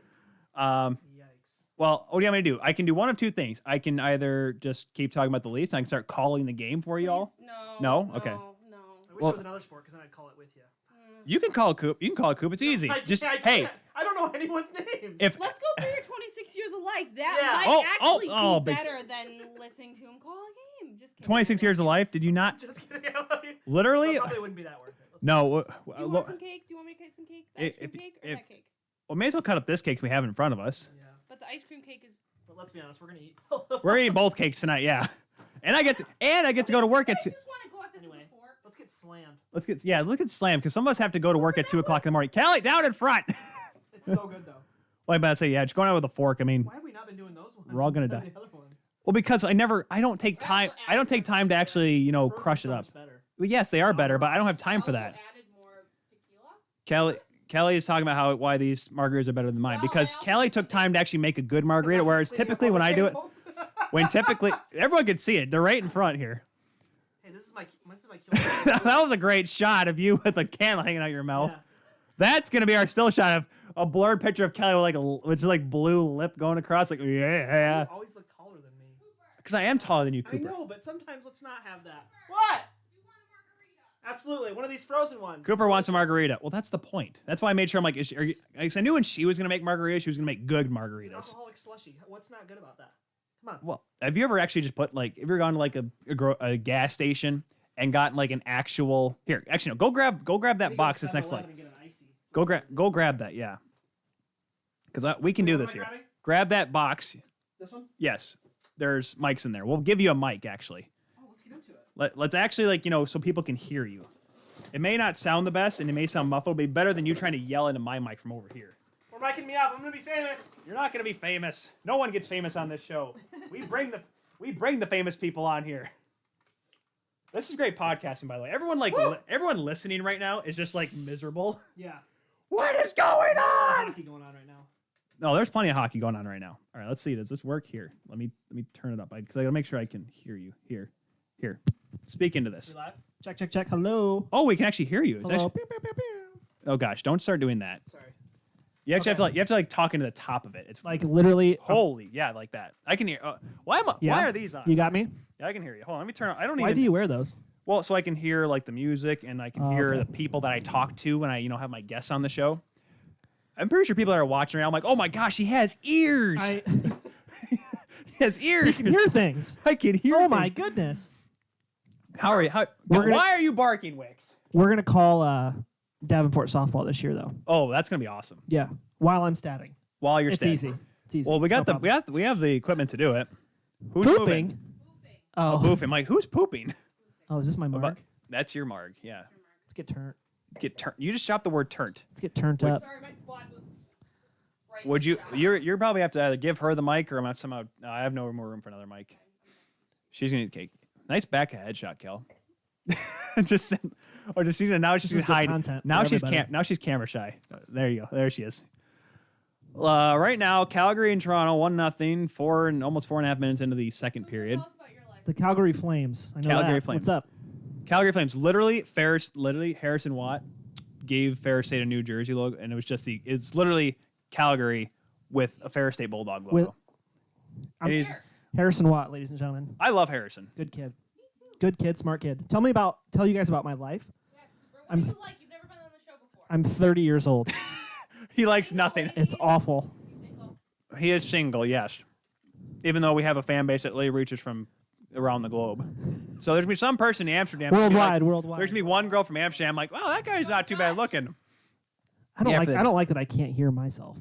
Well, Because normally when you okay, do one yeah. of these things, you can. Well, okay, you have a free need mic. the headphones. I have a free mic now. Can someone stop saying "Okay, Google"? Because now it popped up. Who's texting me in the middle of the show? Who's blowing you up? Were you texting me? Mom, love the press. Oh, mom's. Oh, hey, Yeah, she is. She watching? mom. Oh, yeah, mom's watching right now. Cool.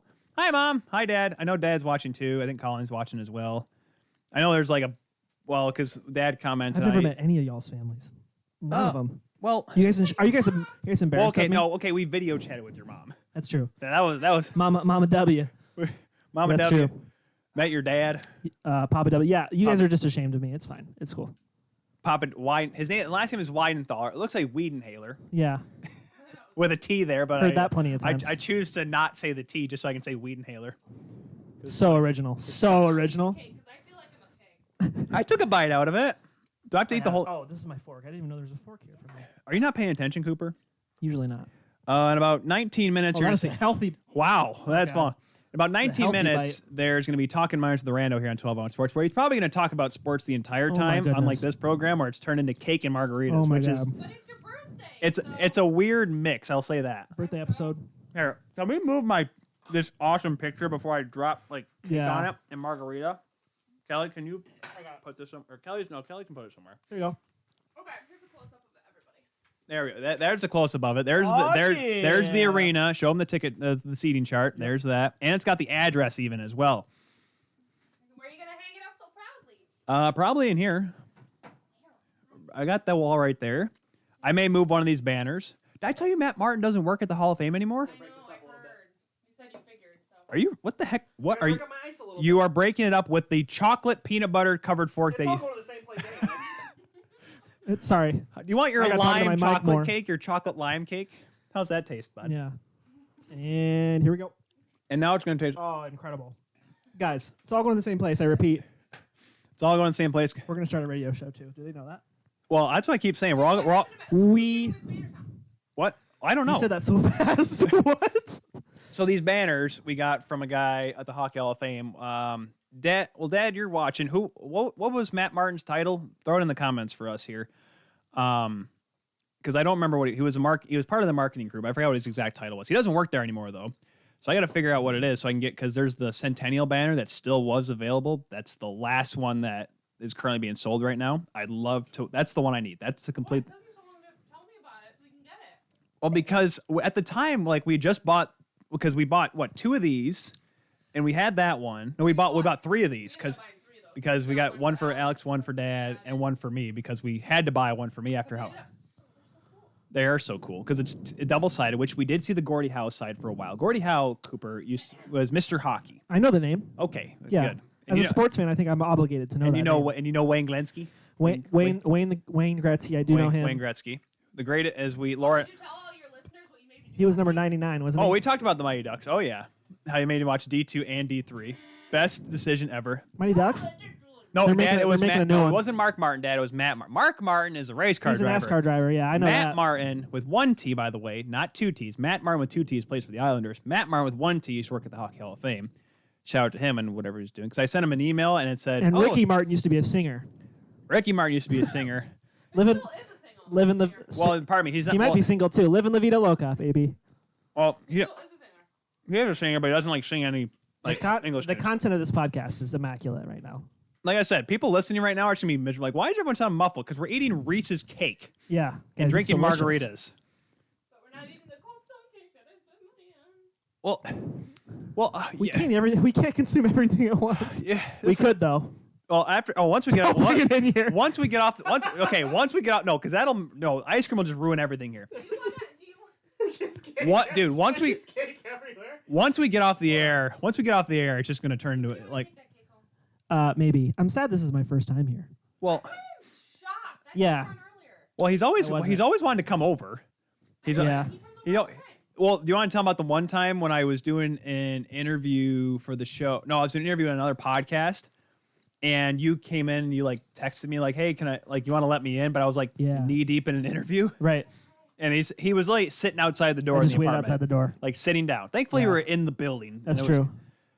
Not outside in the cold. Gosh, I remember that, and I was like, Would've "What were saved you my car. doing? Why are you whipping our dog around over here?" I'm picking her up. You Wixie. Little things. Here's Wixie. Haley. Baby. Hi, Wixie baby. Haley Wickenheiser Kuehl. Oh, this is gonna make Grandpa Ladies and happy. gentlemen. Grandpa and Grandma watching. Yeah, you see baby girl. Are you actually in the shot? Let me see. Make sure you're in the shot because I'm looking at the YouTube feed right now. There you are. You see your backside right now. Let's start a baseball podcast. Absolutely because then you're gonna Spring want to training 1 week, guys. No, 1 week. No, it's going on right. Well, spring training games start. Games About to start say, I'm 1 like, week. yeah, pitchers No. and catchers, Pitchers and and catchers was last I week. saw Vladdy Jr. cutting today on the Toronto Blue Jays Twitter Did he feed. lose some weight? I'm not making a joke. I think How- he actually did lose weight. He I'm not making fun of him. He's a stud. Oh, did you see Albert Pujols retired? Yeah. Yes. After this year. After this year. Oh, it's after this year. This is Yeah, last this season. is last season. So he's 21 gonna, years. 21 years. Go Cardinals. Yeah, he's a Birds fan. I'm a Birds fan. Yeah, 21 years. That's a long time. Well, the reason why we can't do a baseball podcast, I like talking about baseball, but it's how every episode's gonna go. We're gonna start talking about one team, and I'm gonna say, Cooper, remember the 1993? Remember the Who 1993 played right Phillies? field for the 1992 Cincinnati Reds? Well, who's gonna play? Who was the relief? then- who was the middle relief pitcher before Mitch At- Williams got thrown in Game 6? Oh, good lord! Big save, Dave, with another save. He's robbing Tavares all night tonight, guys. I tell you, did a high school game Saturday. You did do a high school game. You know how much I got paid? How much? A lot. Oh, I was gonna say I wasn't gonna actually tell the actual number. 50? Yeah, which is about twice as much that I got paid when I was just doing broadcasting. High school hockey, man. Apparently, it pays here in West Michigan. Apparently, it's ludicrous. Well, if I was on the east side of the state, I would have made triple that probably. No, back to our baseball podcast. You would bring something up, and then I would have my computer out, and we would be 8 tabs deep in baseballreference.com. It would never be current events. Oh no. How far are the Twins out of first place? Who cares? Remember the 87 Twins that beat the Tigers to win the pennant? we Kirby Puckett for days. We'd talk about the day before scores for 3 minutes, and then it would be 2 hours of past stuff. Man, I tell you, the Miami Marlins are stinking right now, but that 97 team, how many times? That's probably our favorite team to look up is the 97 Florida Marlins. Not Miami Marlins. Florida. Marlins. Al Leiter. If I blink in Morse code, help me. Do you think people will notice? Nope. No. Because unfortunately, you said yes, yes again, yes a third time, and I do, and we signed on it. So no, unfortunately not. Single AF. You know what? I I want go- to switch places. No. And be married to Tyler? Yeah. Probably some good benefits. God almighty. Yeah. Good night, everybody. No. Yeah. That's an Always Sunny episode. Frank and Charlie get married just for the benefits. Just Literally. the tax benefits. The yeah, tax, the- yeah. The It's tax a great benefits. episode, but yeah. Not that part. Not everything else, but gosh, big save day. not anything else, Yeah, obviously. the other benefits you ain't mentioned out. Wow, yeah. This is a hockey podcast. It's a ladies and gentlemen. saucy episode. I did mark it that you were going to be here for the last half hour of it. These I didn't know. margaritas, though. These are a banger. You're welcome. These things are hitting. Can I just say how Who awkward made the? dinner? Who made margaritas? Okay, I said you didn't have to make I'm dinner. the You didn't have to do best wife anything. ever. All I wanted was margaritas. Warren. Yeah. Yes, Kelly is the best wife ever. What was it? Rigatoni? Rigatoni. Is that the Italian correct? sausage Italian sausage rigatoni. rigatoni. So good. It was really good. I had some while the Bryan Mudryk interview was playing, so I got to have some dinner. Hold on. Maple Leafs on a breakaway? No. No, of course not. Saved. Because if it's Mikheyev, he scored at least 2 goals this All right, year, but he hits the I'm post gonna- every time. I just called a little hockey there. What's up? Way to I'm go. just gonna Thanks, guys. You didn't know the name, but enjoy the No last clue. 10 minutes of the podcast. what? You're right here. I mean, I'm not gonna stand for 10 minutes. oh, I told you to grab a chair. I should have told my mom and dad to watch. Hey, well, they can watch it on the Kuhl Show replay on the Kuhl Show. There it Oh is. my gosh, Calgary scored again. Gosh darn it. Yeah, you better call a penalty. Flames up 2-zip. Bad luck. Oh, man. No, love you. they scored before you even got in here. 2-0. Oh, of course it's Kachuk. The day Muzzin's out with a broken face. Freaking Kachuk A broken scored. face. Well, he's got a cheekbone. I've had a broken cheekbone. face every day in my life. Single still. All right. Self-deprivation. It's the sincerest form of comedy. It is. Right after McCabe gets a great breakaway chance, they score. That's how hockey works. No, but your parents Easy. can check it out on the Kuhl Show YouTube channel, the replay tomorrow, or Yep. their favorite podcatcher, whether it be Google, Apple Podcast, Spotify, That's it. iHeartRadio, Plug it, dude. TuneIn. Plug it. We're on SoundCloud because that's where we put it on. But Yeah. I'm pretty sure there's a couple other wonky like podcast sites that just take podcasts from like other sites. Yeah. But SoundCloud, people's mixtapes, and this podcast. That's Yep, what you'll find that's on where SoundCloud. you get. Oh, and well, People's hey, random rap mixtapes well, and this podcast. because here's the kicker about it. I wonder if the audio just went to crap because I turned that mic on. Because sometimes when I turn that mic on, it just Yikes. ruins everything. Cause, Yeah. 'cause when Wait, this mic? yeah. Well, no, it makes it sound How fuzzy. do I but sound? Am I too loud? I don't know. Yeah, I can't hear it. I can't hear. You think I can hear what's going on right now? This whole time I've just For been all we know, absurdly like loud. everyone watching or listening, just hearing, my they're just hearing just scratch, and then see our mouths moving on the video. We're like, I don't know what they're saying. And It's time! Cooper Weinthorn, oh my gosh, don't score. Oh, nice save by Hutchie. Nothing big like save. a good buffer impression.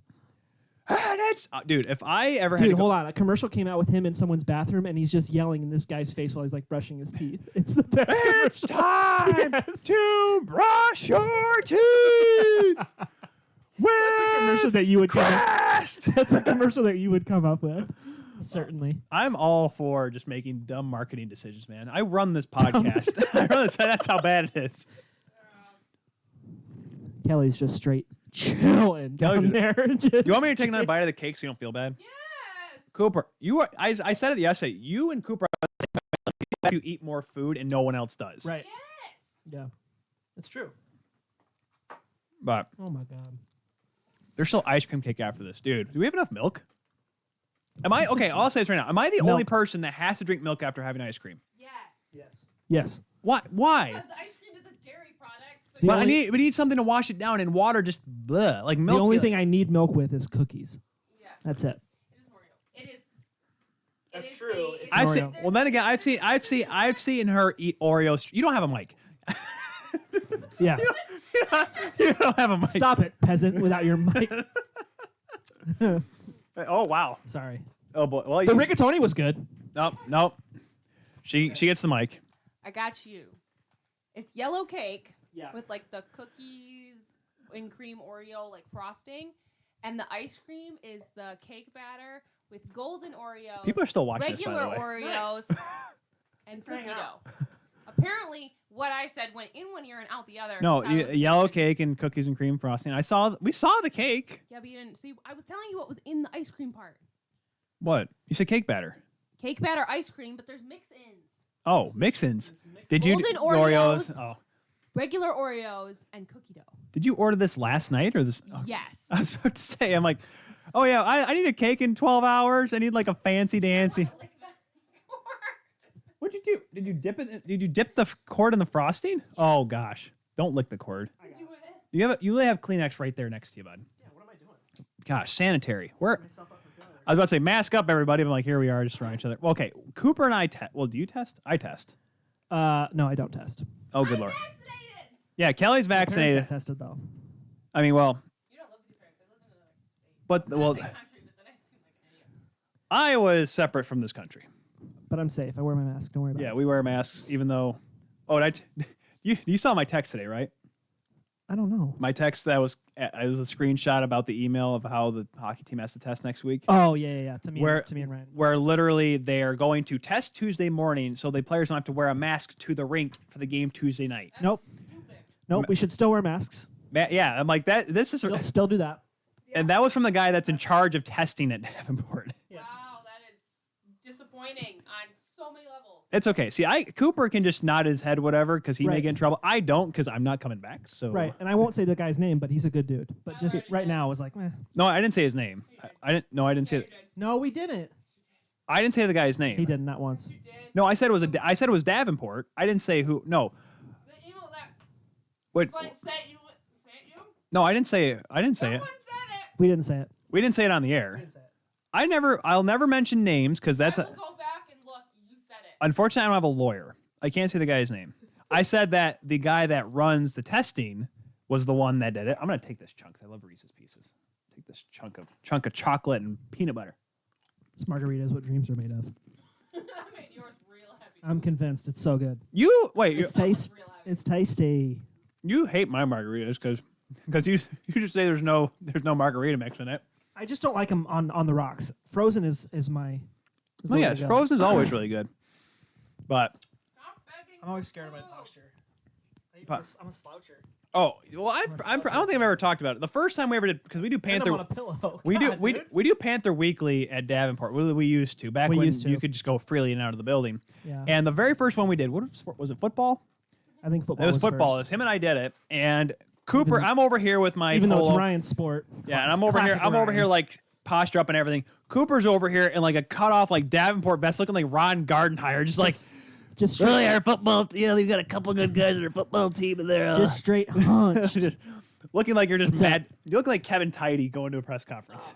Kevin Tidy coming in there just like miserable every day, Yeah, hunched over. they're playing right now. Kelly's All right, walking. Kelly. I guess Kelly's leaving. Kelly's leaving. Bye, Kelly. Thanks for the margaritas. And the cake and the present and dinner. I said thank you for Aggressive. dinner. I said dinner. I did mention dinner. I mentioned that like 3 times throughout the Got show. 5 minutes left. Oh, I usually cut it early because I make sure. Oh, What? What do you? so what? much fun. I know. Like I said, this I last. know I could talk about anything. Well, we can talk about anything. I know we can't talk about hockey with you because you just keep, Hockey. literally. I'm gonna when I post this later, I'm gonna be like, listen, the last half hour is just nonsense. Yeah. If you're listening on the podcast form, don't even bother. Just Yeah. go over to the YouTube channel and see what the heck was actually happening because Hashtag content creators. hashtag content. Just get us to Tyson. Just get us to Tyson. Couldn't even get it to 2 overtimes. Every time I'm watching, If I'm hold on. Every time I'm watching an event now, just because I want to watch the event after it, I'm just in my head. Get us to Tyson.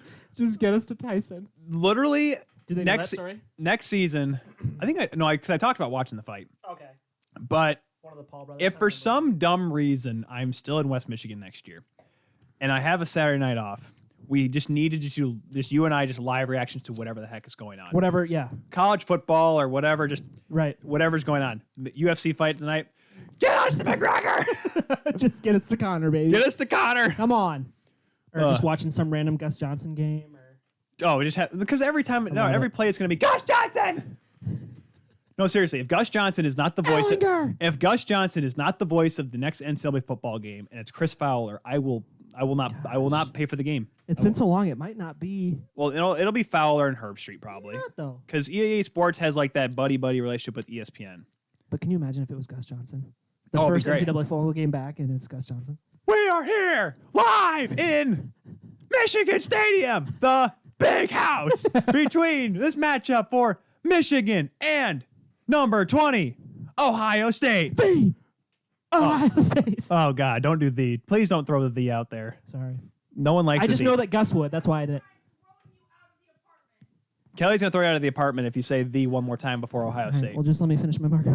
Just know that Ohio State got throttled 6-0 Saturday night to Michigan hockey. And basketball, Michigan beat Ohio State yesterday. Both men's and women's. Men's and women's swept them. Yeah, 3-0. 3-0 day for the Now, for the Wolverines. Buckeyes did split with the Wolverines in hockey, though, but still, 3 out of 4. Not Still, bad. that is good. Yeah, 3 yeah. out of 4.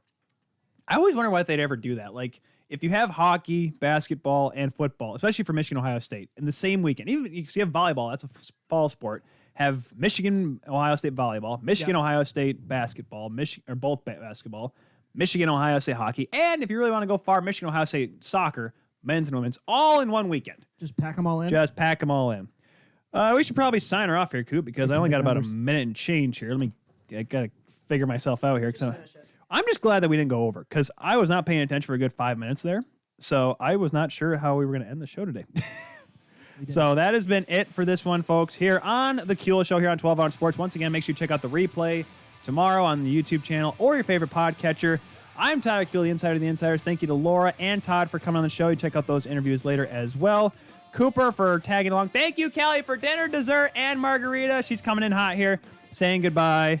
Thank you once again to all of you for tuning in for this lovely episode of the Kuehl Show. And happy birthday, Tyler. Happy birthday. Eric Pesolano wins tonight, 8:30 on the Kuehl Show Networks. We'll be doing that. We'll see you all next time. Have a good one, everybody. Goodbye. It's probably cut the stream out before coming back. I mean, it's actually off.